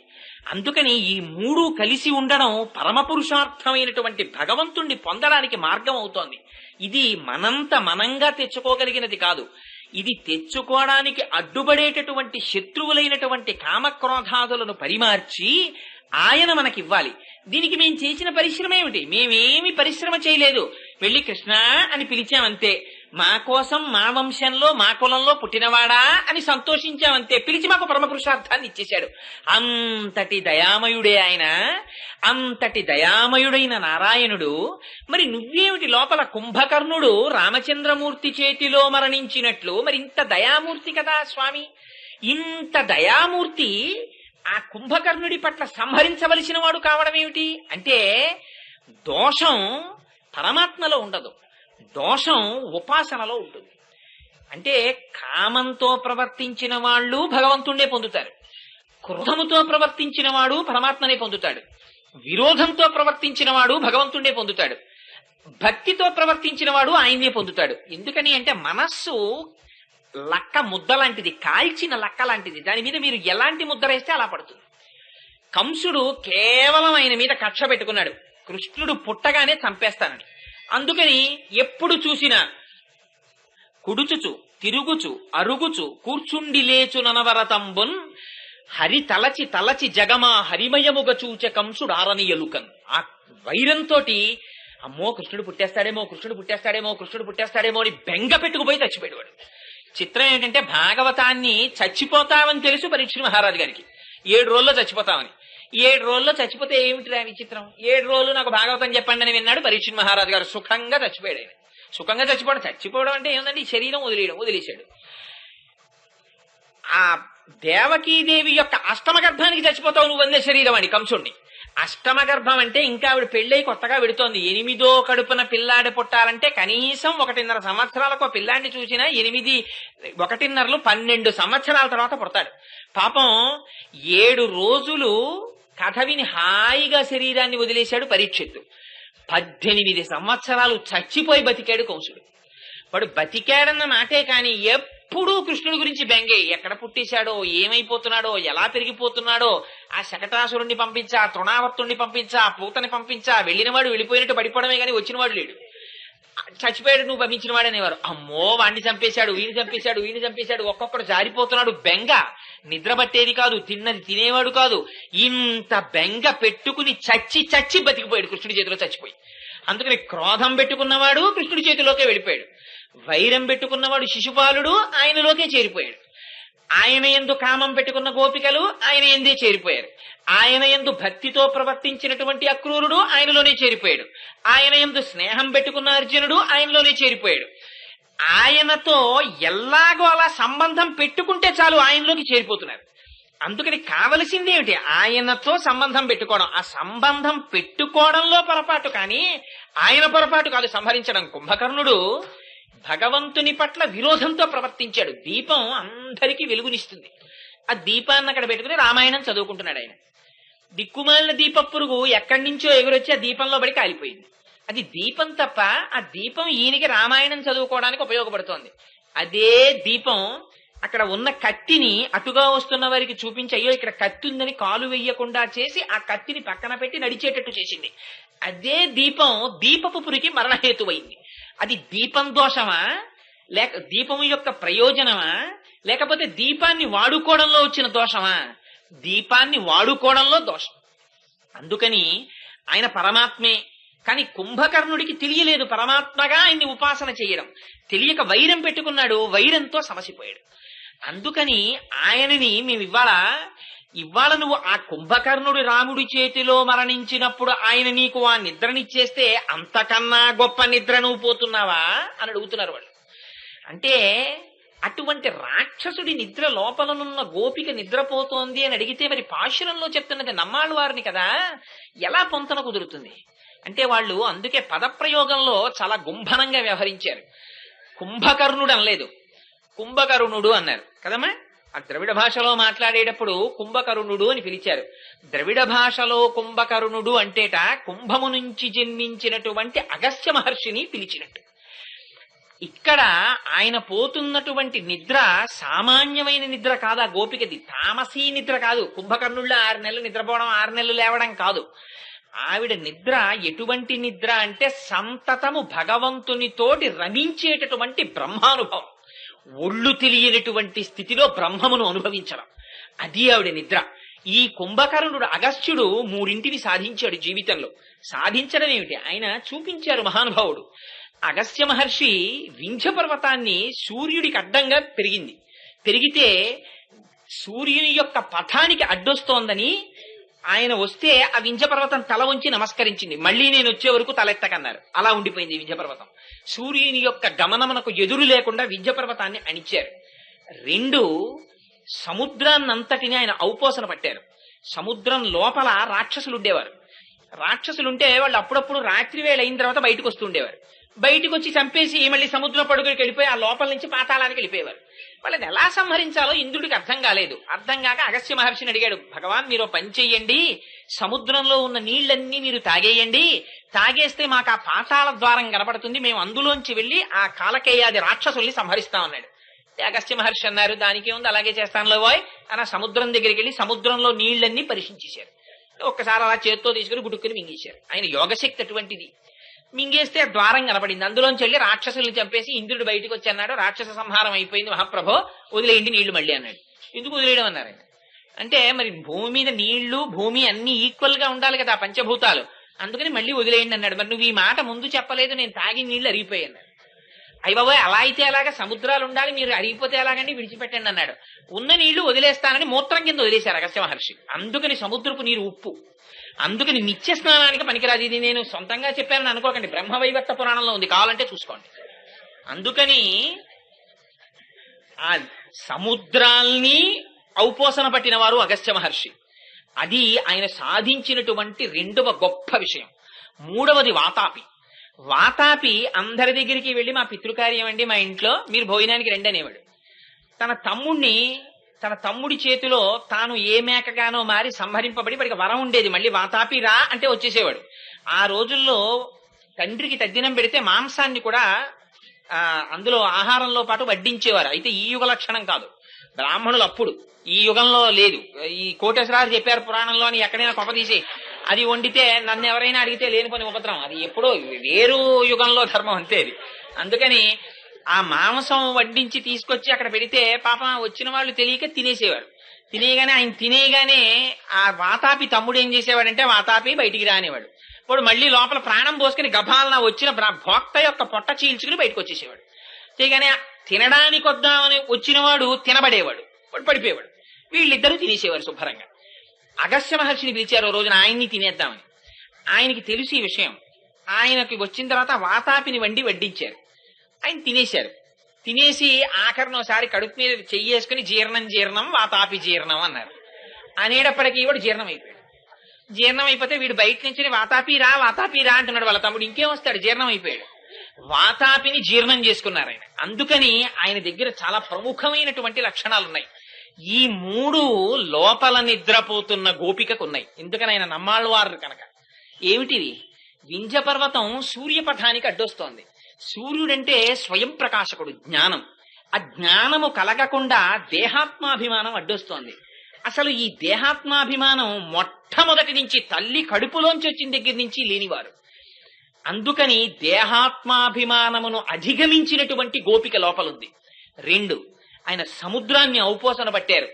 సమస్త శాస్త్రములలో ప్రతిపాదింపబడినటువంటి అన్ని రహస్యములను తాము తెలుసుకున్నారు. అటువంటి గోపిక లోపల నిద్రపోతోంది. నిద్రపోవడం అంటే తామస నిద్ర కాదు, బ్రహ్మానందాన్ని పొందుతోంది. 3, ఆయన వాతాపిని సంహరించారు. అంటే మృత్యువు లేని స్థితిని పొందారు. మృత్యువు లేకపోవడం ఏమిటి అంటే, మృత్యువు దేనికి ఉంటుంది? శరీరానికి ఉంటుంది. అసలు చాలా ఆశ్చర్యకరమైన విషయం ఏమిటంటే, మనందరికీ ఒక పనికిమాలిన బెంగోటు ఉంటుంది. అంటే మనందరికీ అని నేను ఎందుకన్నానంటే ఆ మాట నాకు కూడా ఉంది కాబట్టి.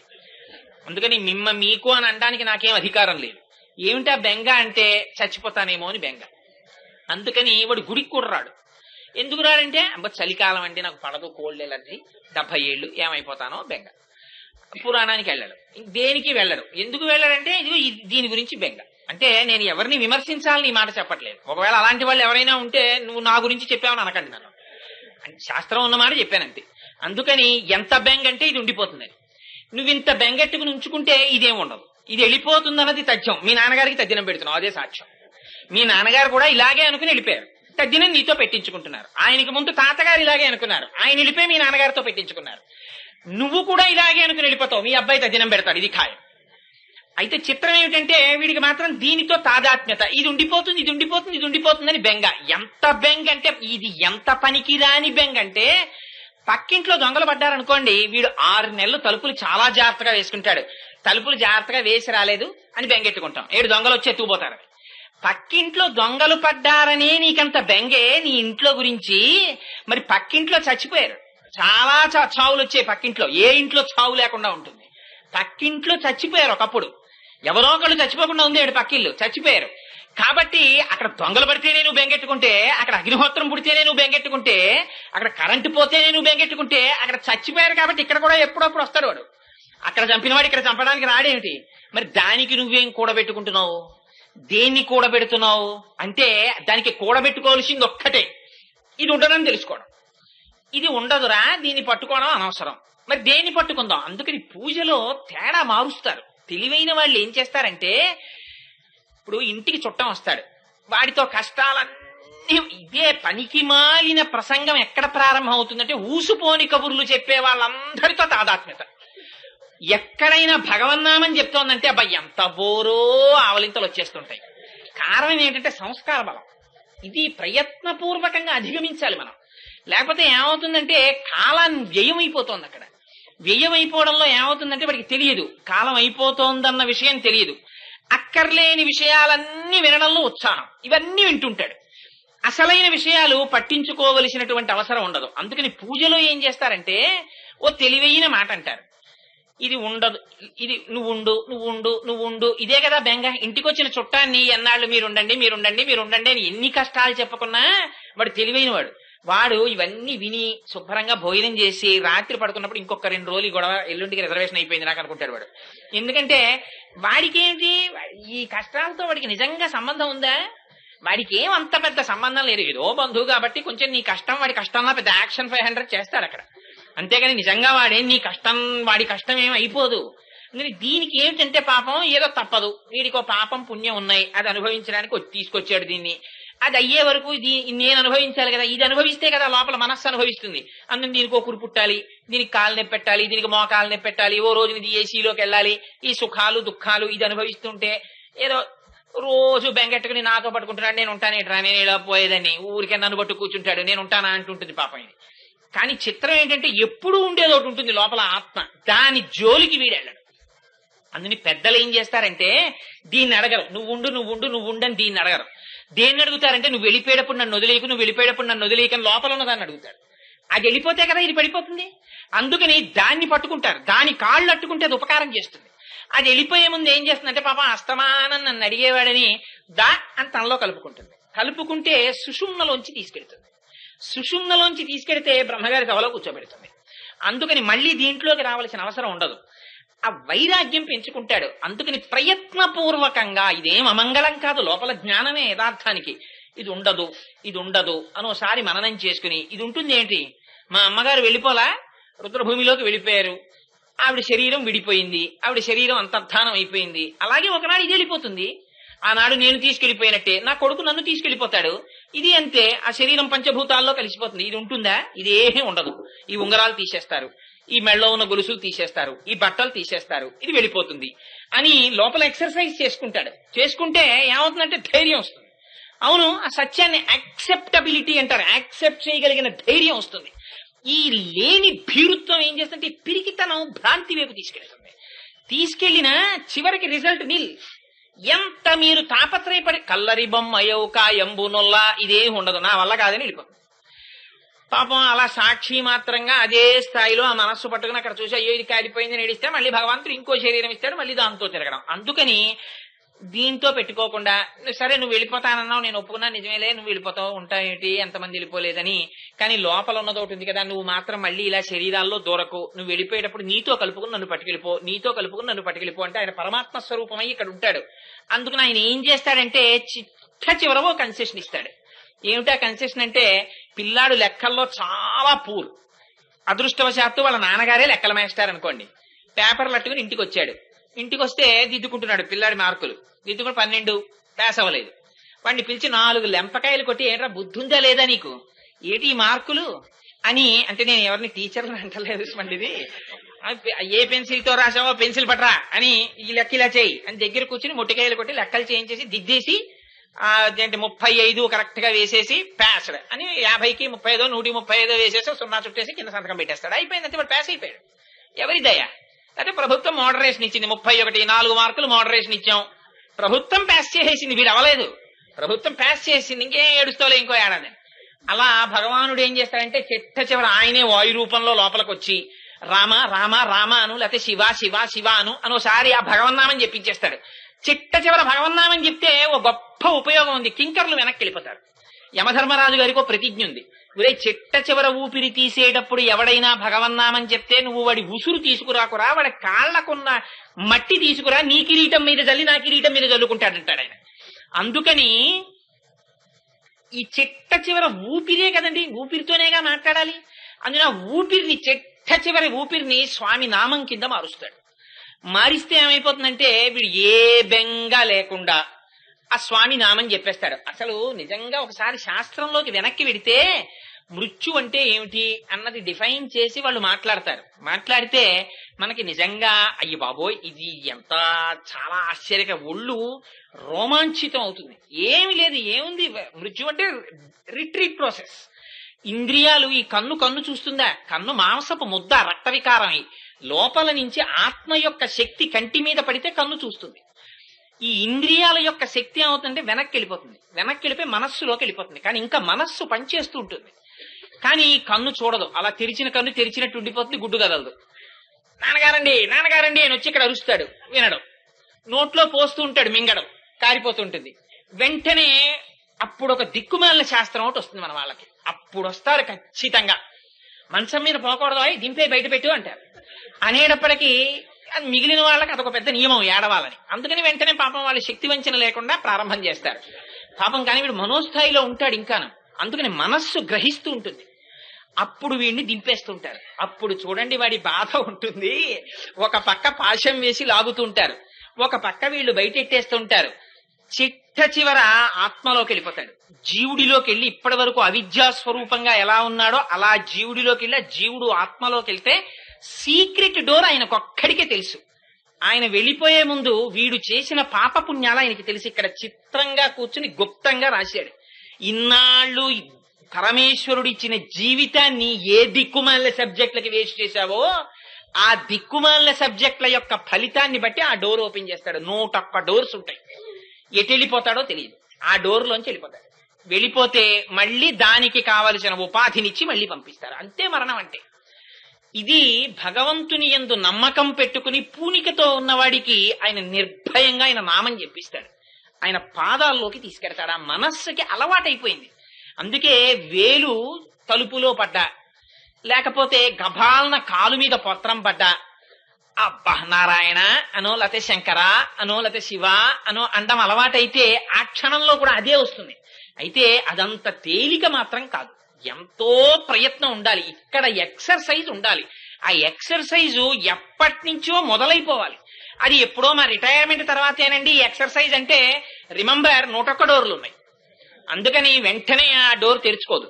లోపల సాక్షి ఇంకోడు ఉన్నాడు, నువ్వు ఇంతకాలం ఏం చేశావో చూస్తున్నవాడు. అందుకని ఒక్కసారి వచ్చి నిలబడితే ఇదిగో అక్కడ నుంచి ఇక్కడ వరకు ఇన్ని పురుషార్థాలనిచ్చి పరమ పురుషార్థం ఇవ్వగలిగిన వాడు ఉన్నాడు. వాడు పరమాత్మ. అంతటి దయామయుడే.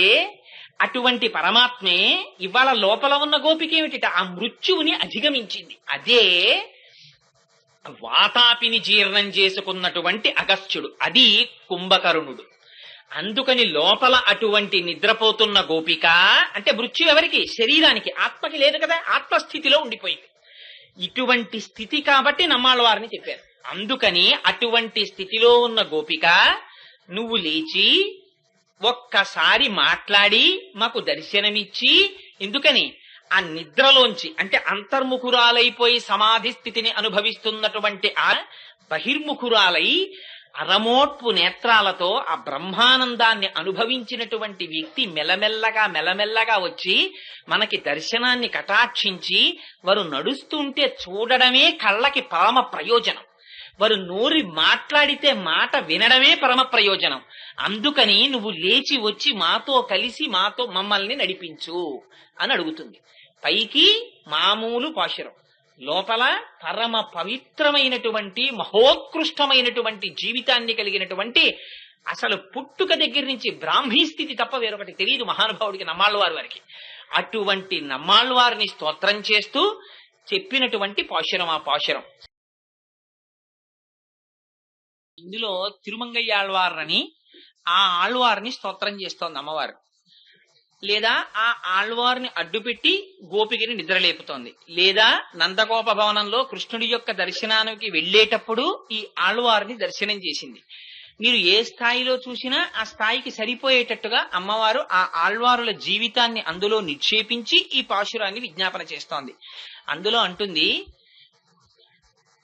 మంచి లేగ దూడలు కలిగినటువంటి ఆవులు, లేగ దూడలు కలిగి ఉన్నప్పటికీ లేగ వయస్సులో ఉన్నటువంటి ఆవులు, అటువంటి ఆవుల యొక్క పాలు పితకడములో చాలా నైపుణ్యము కలిగినటువంటి వారు, శత్రువులను పరిమార్చగలిగినటువంటి బలము కలిగినటువంటి వారు, అది కాక శుద్ధమైనటువంటి స్వభావము కలిగినటువంటి వారు, అటువంటి గోపబాలుర యొక్క వంశములో జన్మించినటువంటి ఓ బంగారు తీగ, నీ పుట్టలో ఉన్నటువంటి పడగ విప్పిన పాము ఎలా ఉంటుందో అటువంటి నితంబ ప్రదేశము కలిగినటువంటి దానా, నెమలి యొక్క పింఛము వంటి కేశ సౌందర్యము కలిగినటువంటి దానా, నువ్వు ఆ తలుపు తెరిచి నీ కాంతిని ప్రసరించి బయటికి వచ్చి మాతో కూడు.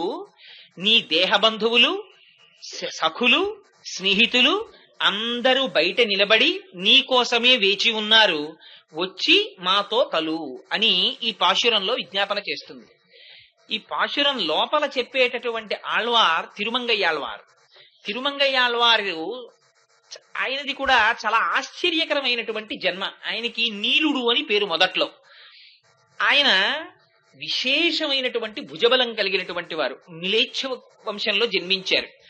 ఆయన సరే ఆశ్చర్యం ఏమిటంటే ఆ ఊరి రాజుగారు ఈయన యొక్క భుజబల పరాక్రమములను చూసి ఈయన్ని సామంతరాజుగా నియమించుకున్నారు. సరే కొంతకాలం రాజ్యం చేస్తున్నారు. జరుగుతూ ఉండగా ఒకనాడు ఆ ఊళ్ళో ఒక ఆశ్చర్యకరమైన సంఘటన జరిగింది. వైద్యుడని పేరు కలిగినటువంటి ఒక వ్యక్తి వెడుతూ ఉండగా అప్సరసలు కొంతమంది వచ్చారు. ఆ అప్సరసలలో కొందరు ఏం చేశారంటే హిమాలయ పర్వత సానువుల మీద ఉన్నటువంటి తపస్సు చేసుకుంటున్న కపిల మహర్షి యొక్క స్వరూపాన్ని చూసి ఆయన పట్ల అమర్యాదగా ప్రవర్తించారు. ఆ కపిల మహర్షి ఆగ్రహించి అందులో ఒక అప్సరసకి శాపం ఇచ్చారు. నువ్వు అప్సరసవైనప్పటికీ భూలోకంలో ఒక మ్లేచ్ఛునకు భార్య వగుదువుగాక అని. అందుచేత ఆవిడ ఏం చేసిందంటే మిగిలిన అప్సరసలు ఊర్ధ్వలోకాలకు వెళ్ళిపోయారు. ఆవిడ మాత్రం చేతిలో ఒక తెల్లని కలువ పువ్వు పట్టుకుని నిలబడిపోయింది. తెల్లని కలువ పువ్వు చేత పట్టుకు నిలబడిపోయినటువంటి కాంత కనుక ఆవిడికి కుముదవల్లి అని పేరు వచ్చింది. ఈ కుముదవల్లిని ఒక వైద్యుడు చూశాడు. చూసి తన కుమార్తెగా భావించి ఇంటికి తీసుకెళ్లి పెంచాడు. ఆవిడికి యుక్త వయస్సు వచ్చింది. అపారమైనటువంటి అందచందాలు. ఆవిడ్ని తమ సామంతరాజు గారైనటువంటి ఈ తిరుమంగయ్యాళ్వారు పరిపాలిస్తున్నారు ఆ సమయంలో ఆ ప్రాంతాన్ని. ఆయనకిచ్చి వివాహం చెయ్యాలనుకున్నారు. అనుకుంటే తిరుమంగయ్యాళ్వారు కూడా ఆవిడ యొక్క అందచందములను విని భార్యగా స్వీకరించాలనుకుంటే ఆవిడ ఒక నియమం పెట్టింది. నేను భార్యగా వెళ్ళాలి అంటే ఆయన విష్ణు భక్తుడు కావాలి. అయి శంఖచక్రములను ఆ తప్తము చేయబడినటువంటి ముద్రలు తన భుజముల మీద తీసుకోవాలి. అలా తీసుకుంటే నేను ఆయనకి భార్యనవుతానండి. తిరుమంగయ్యాళ్వార్ అప్పటి వరకు పరమశైవుడు. ఆయన కుముదవల్లిని భార్యగా స్వీకరించడం కోసం వైష్ణవ మతావలంబకుడు అయ్యారు. తిరుపతి వెళ్లి ప్రత్యేకంగా వైష్ణవ మత స్వీకారం చేశారు. చేసిన తరువాత ప్రతిరోజు 1008 మంది వైష్ణవులకి భోజనం పెట్టాలని ఆవిడ నియమం పెట్టింది. అలా 1 సంవత్సరం పాటు భోజనం పెట్టాలని. సరేనన్నారు. కుముదవల్లిని వివాహం చేసుకున్నారు. 1008 మంది శ్రీ వైష్ణవులకి ప్రతిరోజు భోజనం పెట్టడంలో కొంతకాలం అయిన తరువాత తాను ప్రభువుకి చెల్లించవలసినటువంటి కప్పాన్ని కుముదవల్లికి ఇచ్చినటువంటి మాట ప్రకారంగా శ్రీ వైష్ణవులకి చేసేటటువంటి అన్న సంతర్పణ, దాన్ని తదీయారాధన అంటారు వాళ్ళ సాంప్రదాయంలో. ఆ తదీయారాధనలో వినియోగించడం చేత ఆయన ప్రభువుకి కప్పం కట్టలేకపోయారు. కట్టలేకపోతే ప్రభువు రాయబారం పంపించాడు ఆ డబ్బిమ్మని. ఆ డబ్బు లేదు, నేను తదీయారాధనకి వాడానన్నారు. అయితే నీ మీదకి యుద్ధానికి వస్తున్నానని రాజుగారు యుద్ధానికి వచ్చారు. వస్తే ఆ రాజుగారికి తిరుమంగయ్యాళ్వారికి జరిగినటువంటి యుద్ధంలో తిరుమంగయ్యాళ్వారు గెలిచారు.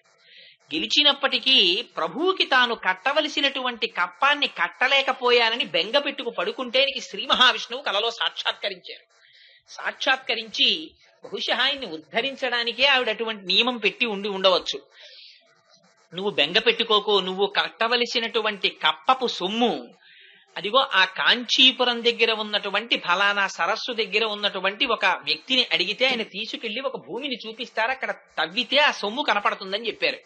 సరే వెళ్లారు, అక్కడ భూమిని తవ్వారు, అక్కడ నిధి కనపడింది, ఆ సొమ్ము తీసుకొచ్చారు, రాజుగారికి కట్టేశారు. కట్టేస్తే ఆ సొమ్ము ఏమైందంటే 2 రోజులు అయ్యేటప్పటికీ దానికి ఒక విచిత్రమైనటువంటి ఉపమానం ఒకటి ప్రయోగించారు. ఆళ్వారుల చరిత్రలో రాస్తూ అన్నారు, ద్రౌపదీదేవికి అనంతమైన వస్త్రములు వస్తున్నప్పుడు దుర్యోధనుడి భార్య భానుమతీదేవి వాళ్ళు అందులో కొన్ని చీరలు తీసి కట్టుకోదామని ప్రయత్నిస్తే ఆ చీరలు అంతర్ధానం అయిపోయాయి. అవి అనుగ్రహ రూపంగా వచ్చినవి కానీ బొమ్మనా నుంచో ఎక్కడి నుంచో వచ్చేసిన చీరలు లాంటివి కావు కదా. అలా భగవంతుని యొక్క అనుగ్రహం చేత వచ్చినటువంటి ధనం అది. ఆ ధనాన్ని రాజు తీసుకెళ్లి తన యొక్క ఆ కోశాగారంలో పెట్టుకున్నాడు. పెట్టుకున్న 2 రోజులకి ఆ ధనం కనబడ్డం మానేసి, కనపడకపోతే ఇదంతా నువ్వే చేశావని తిరుమంగయ్యాళ్వారి మీద ఆరోపణ చేసి ఆయనని పదవిలోంచి తీసేశాడు రాజు. తీసేస్తే ఆయన పదవి పోయిందని బెంగ పెట్టుకోలేదు. ఆ సామంతరాజ పదవి పోయింది, కానీ రోజు 1008 మంది శ్రీ వైష్ణవులకి తదీయారాధన చెయ్యవలసిన నియమం పోతుందేమో అని బెంగ పెట్టుకుని దొంగగా మారారు. ఎంత ఆశ్చర్యం జరిగిందంటే ఆయన జీవితంలో ఒక ఇంట్లో దొంగతనం చేశారు. ఆ దొంగతనం చేసేటప్పుడు బంగారు కంచం ఒకటి పట్టుకొచ్చారు. ఆ బంగారు కంచం పట్టుకురావడంలో అది ఒక శ్రీ వైష్ణవులు ఇంట్లో పట్టుకొచ్చేశారు. పట్టుకొచ్చేయడంలో వాళ్ళు శ్రీ వైష్ణవులు వాళ్ళ ఇంట్లోంచి నేను సాక్షాత్తుగా శ్రీ మహావిష్ణువుని నమ్ముకున్న వారి ఇంట్లో బంగారం కంచం అపహరించానని తర్వాత చాలా బెంగ పెట్టుకుని ఇంకా నేను ఇటువంటి పనులు చేయను, దారి దొంగగా మారి వేదాన్ని ఎవరు విమర్శిస్తున్నారో వాళ్ళ దగ్గరే పట్టుకొస్తానని దారి దొంగగా మారి వేద ప్రామాణ్యమును అంగీకరించని వారి దగ్గర పట్టుకొచ్చేవారు. పట్టుకొచ్చి తదీయారాధన చేస్తుండేవారు. పాపం అంటే భగవంతుడు ఒక్కొక్కరిని ఉద్ధరించడానికి ఒక్కొక్క విచిత్రమైనటువంటి ప్రవృత్తిని ఏర్పాటు చేస్తాడు. ఏది చేస్తున్నా రాచరికం పోయిందని బెంగలేదు, దొంగతనం మారిపోతోందని బెంగలేదు, తదీయారాధన జరగాలంతే ఆయన నియమం. అంత కష్టపడి రోజు 1008 మందికి ఆ రకంగా తదీయారాధన చేస్తుండేవారు. ఆయనే చిట్ట చివరి రోజులలోకి వెళ్లేసరికి ఆ శ్రీ మహావిష్ణువు యొక్క ప్రమాణమును ఆవిష్కరించి ఎందరిలో వాదనలో గెలిచి శ్రీ మహావిష్ణువు యొక్క వైభవాన్ని ఆవిష్కరించి మహాజ్ఞాని అయి నిలబడిపోయారు. అటువంటి తిరుమంగయ్యాళ్ళవారు వారిని ఇవాళ స్తోత్రం చేస్తోంది అమ్మవారు. ఆయన యొక్క అంశ స్వయంగా శ్రీ మహావిష్ణువు చేతిలో ఉండేటటువంటి శార్ంగం అనేటటువంటి ధనస్సు అంటారు. అదిగో ఆ తిరుమంగయ్యాళ్ళవారి యొక్క జీవితాన్ని ఇవాల్టి పాశురంలో అమ్మవారు ఆ ప్రార్థన చేస్తోంది. అందులో అంటుంది, లేగలైనటువంటి దూడలను కలిగినటువంటి లేగ ఆవుల్ని పాలు పితకడంలో సమర్థులైనటువంటి గోపాల బాలుర వంశంలో నువ్వు పుట్టావుంది. మొదటి ఉపమానం చూడండి ఎంత విచిత్రమో. లేగ దూడలు కలిగినటువంటి ఆవులు కానీ లేగలుగానే కనపడుతున్నాయి. అది ఎలా కుదురుతుంది? లేగ దూడలైనా అయి ఉండాలి, ముసలి ఆవులైనా అయి ఉండాలి. లేగ దూడల్ని పెట్టాయి కనుక. కానిట లేగ దూడలని పెట్టినప్పటికీ లేగలగానే కనపడుతున్న ఆవులట. అటువంటి ఆవుల యొక్క పాలు పితకడంలో వీళ్ళు సమర్థులట గోపాల బాలురు. వాళ్ళ పిల్ల ఈ లోపల పడుకుని ఉందిట. ఏమిటి అల్లరంతా? ఎందుకు ఇన్ని మాటలు అంటే ఇందులో ఎంత రహస్యంగా మాట్లాడుతోందంటే ఆవిడ, మనకి శరీరం వికారం చెందుతుంది. దీనికి 6 వికారాలు ఉంటాయి. అందుకని షడ్ వికారాలు అంటారు. అందుకే పెద్దలు కూడా ఏమిట్రా వికారాలు అనడం కూడా ఇందులోంచే వచ్చిందేమో. అదిగో అసలు వికారాలు 6 ఉంటే అందులోంచి పుట్టే వడ్డీ వికారాలు కొన్ని వేలు. అందుకని అసలు ఆస్తి మాత్రం 6 వికారాలు. అవి ఏమిటంటే అసలు ఇంతకు ముందు ఉండదు, అది పుట్టినది. అంతకు ముందు లేదు కదండి. మరి ఇప్పుడు 1959 జూలై 14కి ముందు కోటేశ్వరరావు అనబడేటటువంటి ఈ శరీరం లేదు. ఇది ఆనాడు పుట్టింది కాబట్టి ఉన్నది. ఆనాడు పుట్టినది ఉండాలి కదా కొంతకాలం. అందుకని ఉన్నది ఎలా పుట్టిందో అప్పుడు మా అమ్మగారికి ఇంత పిల్లవాడిగా పుట్టిన వాడిని అలా ఉండిపోలేదుగా. అందుకని పెరిగినది పెరిగిపోతూ ఉండిపోదుగా. మార్పు చెందినది రకరకాలుగా పెద్ద పెద్ద చేతులు, కాళ్ళు, గోళ్లు, వ్యవహారం, లాల్చీలు, ఇన్ని మార్పులు చెందినది మార్పు చెంది ఉండిపోదుగా. తరిగిపోతుంది, మెల్లిగా నడువు వంగిపోతుంది, శుష్కించిపోతుంది, బుగ్గలు సొట్టలు పడిపోతాయి, పళ్ళు ఊడిపోతాయి, కళ్ళకి కళ్ళజోళ్లు వచ్చేస్తాయి. ఆ తర్వాత కళ్ళజోళ్ళలోంచి కూడా చాలా జాగ్రత్తగా చూడవలసి వస్తుంది. అన్ని రాకుండానే ఉండాలనుకోండి. అందుకని తరిగినది, మార్పు చెందినది, ఆ చిట్ట చివర నశించినది. ఆ మిగిలిపోయిన కాస్త రక్తం మాంసం ఏమైనా ఉంటే అవి ఆఖరణ వెళ్ళిపోతాయి. అందుకని ఈ 6 వికారాలు ఉన్నదాయి శరీరం. ఈ 6 వికారాలు లేకుండా ఉండేది ఆత్మ. ఇది బాల్యంలోనూ లోపలుంటుంది, యవ్వనంలోనూ లోపలుంటుంది, వార్ధక్యంలోనూ లోపలుంటుంది. ఇది వెళ్ళిపోతున్నప్పుడు అదే ఉంటుంది, ఇది ఉండదు. అందుకని దానికి మాత్రం మార్పు ఉండదు. అందుకని ఆత్మస్వరూపాన్ని తెలుసుకునే ఆత్మతో తాదాత్మ్యత చెందినటువంటి మహాపురుషులైన ఆచార్యులు దూడలని కని లేగ దూడలలా ఉండిపోయినటువంటి ఆవుల వంటి వారు. ఎందుకని వారికి శరీరంతో సంబంధం లేదు. మారిపోతున్న శరీరాన్ని వాళ్ళు పట్టించుకోరు. దేని పట్టించుకుంటారు? లోపల ఉన్న ఆత్మని పట్టించుకుంటారు.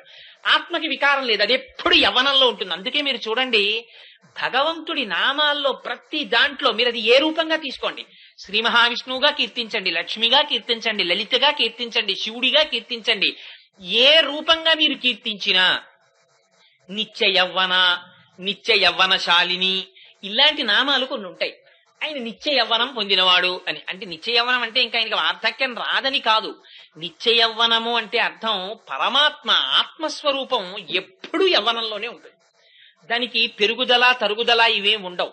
శరీరానికి పెరుగుదల తరుగుదల ఉంటాయి.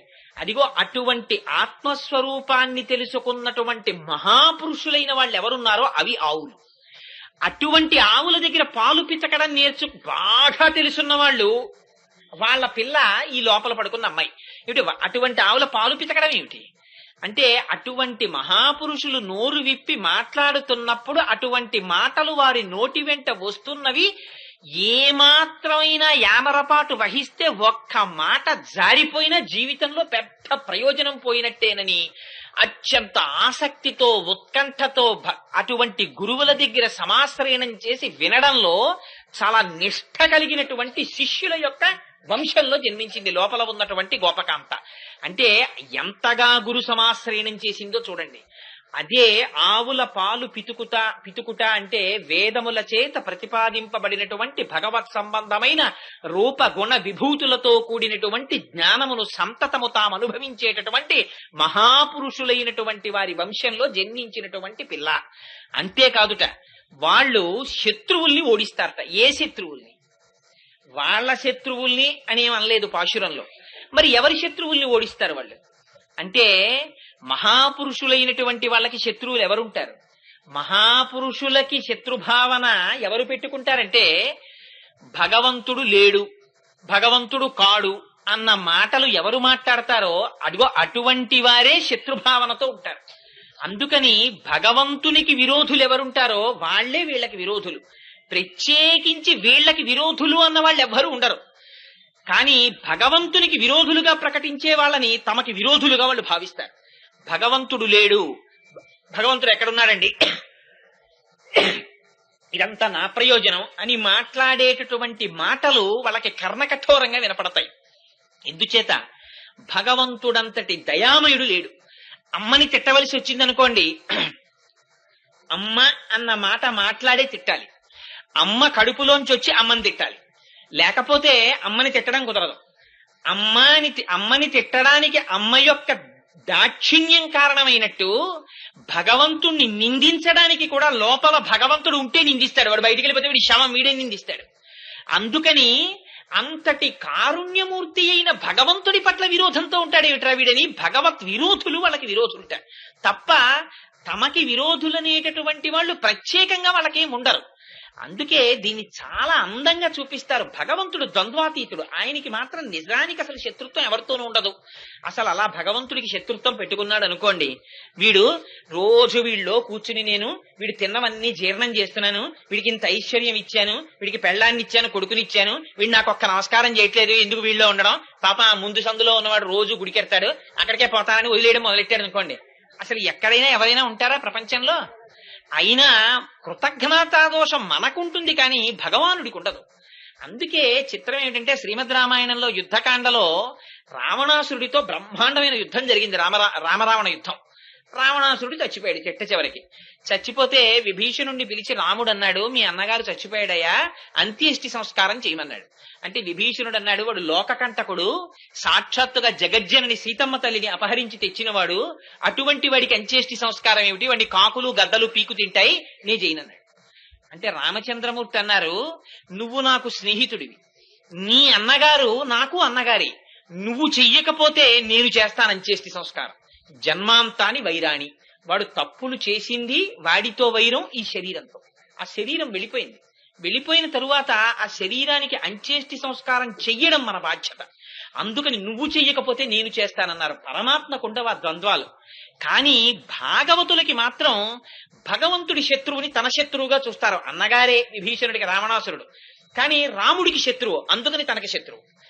గోపాల బాలురు ఉన్నారు, వాళ్ళకి ఎవరు శత్రువులు? వాళ్ళకి భగవంతుణ్ణి ఎవరు బాధ పెడితే వాళ్లే వాళ్ళకి శత్రువులు. భగవంతుడు బాధపడితే వాళ్ళకి బాధ, భగవంతుడు సుఖపడితే వాళ్ళకి సుఖం. ఇది ఎంత చిత్రంగా ఉంటుందంటే వచ్చినవాడు భగవంతుడని కూడా తెలియక్కర్లేదు. కృష్ణుణ్ణి చూసుకోండి, కృష్ణుడు బృందావనంలో చేసినటువంటి లీలలలో కాళీయమర్దనం చాలా విచిత్రమైనటువంటి లీల. ఎందుచేత అంటే అక్కడ కాళిందీ మడుగులో ఉన్నటువంటి నీళ్లన్నీ తాగారు గోపాల బాలుడు, మరణించారు. ఎందుకని జలములు విషపూరితములైపోయాయి. కరుణార్ద్రమైనటువంటి దృష్టిని ప్రసరించారు కృష్ణ పరమాత్మ. వాళ్ళందరూ మళ్ళీ మేల్కొన్నారు. లేచిన తరువాత అయ్యో తెలియక ఈ పిల్లలందరూ నీళ్లు తాగుతూ ఉంటారు, వీళ్ళు మళ్ళీ మళ్ళీ మరణిస్తారేమో, వీళ్ళకి శత్రువు కాళీయుడు కనుక ఆయన్ని నేను మర్దించాలనుకున్నారు, లేకపోతే పరమాత్మకి శత్రుత్వమే ఉంది అని వెంటనే అక్కడ ఉన్నటువంటి ఓ చెట్టు ఎక్కారు, పొన్న చెట్టు ఎక్కి కటిచేలంబు బిగించి అని పింఛమున చక్కం కొప్పు బంధించి దోస్తట సంస్పాటనమాచరించి చరణద్వంద్వంబు గీలించి తత్కుట శాఖాగ్రము మీద నుండి ఉరికెన్ గోపాల సింహంబు దిక్తటముల్ మ్రోయ హృదంబులో గుబగుబద్వానంబను నంబుగన్. ఆయన దూకితే కాళీయుడు ఊరుకుంటాడా? ఆయన పెద్ద చప్పుడు చేస్తూ పైకొచ్చాడు, ఎవడ్రా నా మడుగులో దూకినవాడని. ఆయన్ని 101 పడగలతో కాట్లు వేస్తున్నాడు. వేస్తుంటే అశుభాలు కనపడ్డాయి, అపశకునాలు కనపడ్డాయి. అక్కడ బృందావనంలో గోపకాంతలు గోపబాలురు అందరూ పరిగెత్తుకొచ్చారు. కృష్ణుడు నిజంగా కాళీయుణ్ణి సంహరించలేడా? ఆయన మూర్ఛపోయిన వారిలాగా, ఆ పాము తోక చేత చుట్టబడిన వారిలాగా, 101 పడగలతో కరవబడుతున్న వారిలాగా, అచేతనంగా పడిపోయిన వారిలాగా కనపడ్డారు. కనపడితే ఒడ్డుకొచ్చిన గోపకాంతలు గోపబాలురు ఏమంటారో విన్నారాయన. వాళ్ళందరూ అన్నారు, పన్నగము మమ్ము కరవక నిన్నేటికి కరచ కుర్ర నిమ్మి కలిగి నీవుండిన మము రక్షింతువు నిన్ను రక్షింప మేము నేరము తండ్రి అన్నారు. ఈ పాము నిన్నెందుకు కరిచింది కృష్ణ? మమ్మల్ని కరిచేస్తే పోయేది. నువ్వుంటే మమ్మల్ని రక్షిస్తావు, మేముండి నిన్ను రక్షించలేం. అందుకని నువ్వు లేనప్పుడు మేము ఉండడం ఎందుకు, మేము చచ్చిపోతాం అని దూకేస్తున్నారు యమునలోకి. దూకేస్తుంటే అప్పుడు కృష్ణుడు పైకి లేచాడు. ఇది కావలసింది. మనకి ఎలా ఉంటుందంటే, మన వరకు వస్తే కదా, మనం బానే ఉన్నాం కదా, భగవంతుడికి ఏమైనా వస్తే మనకేమిటి, ఆయన శక్తివంతుడు, ఆయన చూసుకోవడం ఏమిటి అనుకుంటాం. కానీ అపారమైనటువంటి భక్తి ఉన్న వాళ్ళ పరిస్థితి, భగవంతుడి శత్రువు వాళ్ళకి శత్రువు. ఎందుకని కాళీయుడు కృష్ణుణ్ణి మట్టు పెట్టడానికి ప్రయత్నిస్తున్నాడు, అందుకని కాళీయుడు వాళ్ళకి శత్రువు. తప్పించి కాళీయుడికి వీళ్ళకి ప్రత్యక్ష వైరం ఏం లేదు. కృష్ణుడు లేకపోతే తాముండరు, అందుకని నీటిలో దూకేస్తున్నారు. వెంటనే ఆయన ఎగిరి పడగల మీదకి ఎక్కారు. వెసదామోదరు పాదఘాతనకతుల్వేవేల చందంబులన్ ప్రసభాటోపముజూప పాపపణ భృచ్చటా మండలం వసహంబై పగిలిన్ మణుల్ చెదరగా నాస్యంబులన్ శోణితం బెసగన్ దంష్టలు నుగ్గుగా గరళవక్కి జ్వాలికల్ వెల్వడన్. ఆ తోక పట్టుకుని ఆ 101 పడగల మీద తాండవం చేస్తే పడగలు బద్దలైపోయి లోపలున్న మణులు చెల్లా చెదరైపోయి దాని నోటి వెంట రక్తం కక్కుకుంది. అంత తాండవం చేస్తే చూడండి ఎంత చిత్రం. ఆయన భార్యలు వచ్చారు. పరమాత్మ స్థితి ఎలా ఉంటుందో చూడండి. చంపేయగలరా పావుని? వాళ్ళు వచ్చి అన్నారు, ఎంత గొప్ప మాట మాటే, నిజంగా నేర్చుకోవాలి మనం కాళీయమర్దనంలోంచి ఎన్ని రహస్యాలు. వాళ్ళు భర్తని వెనకేసుకురాలేదు. వాళ్ళన్నారు, క్రూరుండి ఇతడు మంచివాడనచు చెప్పన్ రాము, కానీ నువ్వు ఇవాళ ఇటువంటి వాడికి ఆయన పడగల మీదకెక్కి నీ పాదములు పెట్టి నాట్యం చేశావు. ఈ పాదముల యొక్క తాండవం ఎవ్వరికి దక్కలేదు. ఎంత గొప్ప పాదాలంటే స్వామి, సామాన్యమైనటువంటి పాదాలేం కాదవి. బహుకాలంబు తపించి వ్రతములు పాటించి సేవించి నీ మహనీయోజ్వల పాదరేణు కన సంస్పర్శాధికారంబు శ్రీ మహిళారత్నము తొల్లి కాంచనిది నేమం వేమియున్ లేక ఈయహి నీ పాదయుగ హతింపడచనేడ అత్యద్భుతం ఈశ్వర. లక్ష్మీదేవి కొన్ని లక్షల సంవత్సరాలు తపస్సు చేస్తే నీ పాదములకున్నటువంటి ఒక పాద పరాగ కణాన్ని ముట్టుకునేటటువంటి అర్హత పొందింది. అలాంటిది ఇవాళ నీ పాదాలు తాండవం చేస్తున్న ఈయన పడగల మీద. ఎంత అదృష్టవంతుడయ్యామా ఆయన. పైగా క్రూరుండి ఇతడు మంచివాడనచు చెప్పన్ రాము దుశ్శీలుండు. అవును, అయినా మేము వైదవ్య దుష్టాలంకారము పొందనోడెదము అనాథానాథ పాలింపవే అన్నారు. స్వామి, నీకు అనాథలకి నాథుడని పేరు.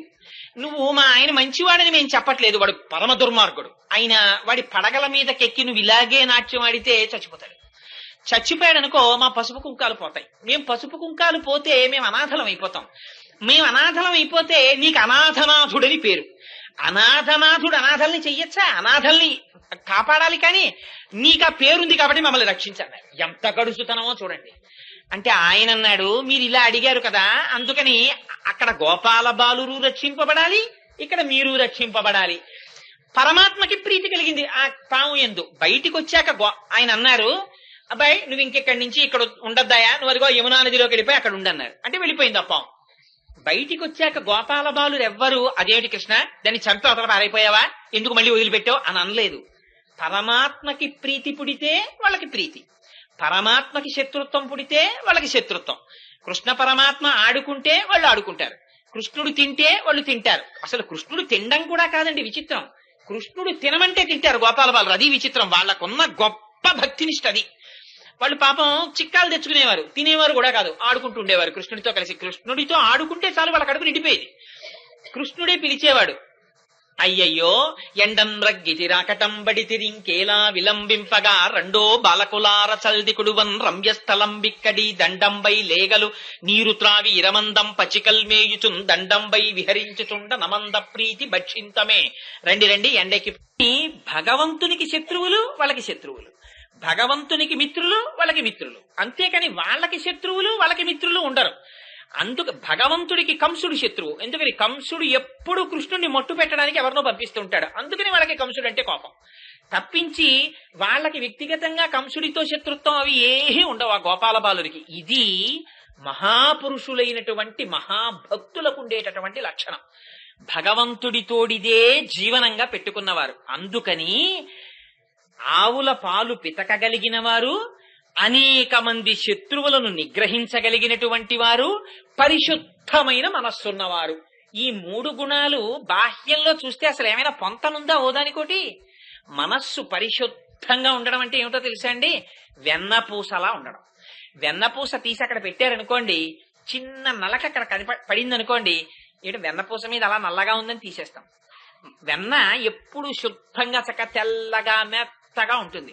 ఆ వెన్నపూస మజ్జిగలో పడేస్తే పైకి తేలుతూ శుద్ధమైనటువంటి స్థితిలో ఉంటారు. వాళ్ళకి ఎందుకని? ఈ లోపల సంస్కారం ఉంటుంది. ఆ లోపల తుడిచేస్తారు. ఏమిటి తుడిచేయడం? లోపల ఉండేటటువంటి కామక్రోధ లోభ మద మోహ మాత్సర్యములను తుడిచేసి భగవంతుడికి పీట వేసి నిర్మలంగా ఎప్పుడూ ఇక్కడ స్వామిని ప్రతిష్ఠ చేసుకుని ఇక్కడ రమిస్తూ ఉంటారు. ఈ రమించడమే శుద్ధమైనటువంటి హృదయాలు. ఇంత పరిశుద్ధమైనటువంటి హృదయంతో అంతే తప్ప అస్తమానం ఎవరి మీదో పేరు పెట్టా పొద్దు పెట్టా ఇది అయితే ధర్మం తప్పినటువంటి వాళ్ళ పట్ల విచారణ చేయడం అనేటటువంటిది మహాపురుషులు కూడా వాళ్ళని మార్గంలోకి తీసుకురావడానికి చేసే ఉపదేశం. కానీ భగవంతుడితోటి సంబంధంలో పరిశుద్ధమైనటువంటి హృదయము కలిగినటువంటి వారు మహాభక్తులు. వాళ్ళకి ఇంకేం అక్కర్లేదు, వాళ్ళకి కేవలం భగవంతుడు. ఎంత చిత్రంగా ఉంటుందంటే ఆ భక్తుల లక్షణం. కొందరి యొక్క స్థితి చూస్తే ఆశ్చర్యం వేస్తుంది. కబీర్ దాస్ గారు రోడ్డు మీద వెళ్ళిపోతున్నారు. ఎవరో ఒక ఆవిడ అరుగు మీద కూర్చుని జొన్నలు తిప్పుకుంటోంది తిరగల్లో. తిప్పుకుంటుంటే ఆ తిరగలు చూసి ఏడుపు మొదలెట్టారు. ఏడుపు మొదలెడితే అలా వెళ్ళిపోతున్నారు ఒక ఆయన సన్యాసి. ఎందుకయ్యా అటు చూస్తున్నావు ఎందుకని అడిగారు. ఎందరో వెళ్ళిపోతున్నారు. రోడ్డు వెంట ఆవిడ జొన్నలు తిప్పుకుంటూ ఆవిడ కూర్చుంది. ఆ రోడ్డు మీద ఈవిడ జొన్నలు తిప్పుకుంటోంది అనుకుంటూ వెళ్ళిపోతున్నారు. ఒక్క కబీర్ దాస్ గారే ఏడిచారు. ఏడిస్తే వెనక నుంచి వస్తున్నాయని అడిగాడు. ఎందుకయ్యా ఏడుస్తున్నావు అని అడిగాడు. స్వామి చూశారా, పైన రాయి కింద రాయి, ఆ మధ్యలో కన్నంలోంచి పోసేస్తోంది జొన్నల్ని. ఒక గురుజు ఒక దాన్ని కర్రను దాన్ని ఆధారం చేసుకుని తిప్పేస్తోంది. ఆ రెండింటి మధ్యలో పడిపోయి జొన్నలన్నీ పిండైపోతున్నాయి. మనందరి జీవితాలు అంతే కదా స్వామి. పైన ఈ కాలం అనేటటువంటిది ఒకటి తిరిగిపోతూ ఉండడంలో చేసుకున్నటువంటి కర్మలు ఆ వాటి యొక్క ఫలితములు అని రెండింటి మధ్యలో పడి నలిగిపోతున్నాం. ఈ కాలము నిర్దాక్షిణ్యంగా నలిపేస్తోంది. ఇలా ఎన్ని జన్మల్లో నలిగిపోయామో. ఆ జొన్నల్ని చూస్తే బాబోయ్ నా జీవితం అంతే కదా అని ఏడుపు వస్తోందన్నారు. అని ఏడుస్తున్నానంటే వెనక నుంచి వచ్చినటువంటి సన్యాసి అన్నారు, జొన్నల్ని చూసి ఏడవకు, ఒక్క విషయం తెలుసుకో. చూడు, ఆ తిరగలిలో పడిన అన్ని జొన్నలు పిండైపోతున్నాయి. కానీ ఆ తిరగలి మధ్యలో ఉన్నటువంటి ఆ గాడి దగ్గరికి చేరిపోయిన జొన్నలున్నాయే అవి మాత్రం పిండైపోవట్లేదు, అవి అలాగే ఉండిపోతున్నాయి చూడన్నారు. నిజమే కదండి. ఆ తిరగలి తిప్పినప్పుడు, ఇప్పుడంటే మిక్సీలు వచ్చేసాయి కానీ పూర్వం తిరగలే కదా. తిరగలి తిప్పినప్పుడు ఆ రాయి పైకి తీస్తే గాడి ఉంటుంది. ఆ గాడిలో దగ్గరికి వచ్చి చేరిపోయినటువంటి జొన్నలు నలగవు. వాటిని మళ్ళీ ఇలా తొయ్యాలి ప్రత్యేకం, లేకపోతే అలాగే ఉండిపోతాయి. టైం లేకపోతే వాటిని తీసి పక్కన పారేసి పిండోటి తీసుకుంటారు. అంటే ఎవరు విషయ ప్రపంచాన్ని వదిలిపెట్టి భగవంతుని యొక్క పాదముల దగ్గరికి చేరిపోతున్నారో వాళ్ళు మాత్రం నలిగిపోవట్లేదు కాలంలో అని ఆయన బోధ చేశారు. అందుకని శుద్ధమైన హృదయం అంటే అది. కబీర్ దాస్ గారి హృదయం లాంటి హృదయం శుద్ధ హృదయం. ఒక తులసీదాస్ గారి హృదయం శుద్ధ హృదయం. ఒక అటువంటి మహాపురుషులున్నారే వాళ్ళని అందుకని సంత పురుషులని పిలిచారు, వాళ్ళని సత్పురుషులని పిలిచారు. వాళ్ళ హృదయములు శుద్ధము. ఎందుకంటే ఎప్పుడూ భగవంతుడి గురించి ఆలోచిస్తుంటాయి. అటువంటి సత్పురుషులైన వాళ్ళు ఉన్నారే, అటువంటి శుద్ధ హృదయము కలిగినటువంటి వారి ఇంటిలో పుట్టినటువంటి బంగారు తీగ. ఆవిడ్ని పిలవడం ఏమీ పిలవలేదు. చెల్లి కాదు, అత్త కూతురా కాదు, గడుసుదానా కాదు, పిచ్చి పిల్ల కాదు, తల్లి కాదు, చెల్లి కాదు, ఏమీ కాదు. బంగారు తీగ. తీగ అంటే దానికి ఒక లక్షణం ఉంటుంది. తీగ అంటే స్త్రీగా చెప్పడం, చెట్టు అంటే పురుషుడిగా చెప్పడం. ఎందుచేత చెట్టుని తీగ అల్లుకుంటుంది, చెట్టు తీగకి ఆధారం అవుతుంది, ఆ తీగ అల్లుకుంటుంది. ఒక రామాయణ వ్యాఖ్యానంలో ఎంత చిత్రమైన మాట అన్నారంటే, సీతారామ లక్ష్మణులు అరణ్యవాసానికి వెళ్ళిపోతున్నారు. వెళ్ళిపోతుంటే ఒక పెద్ద చెట్టు కనపడింది.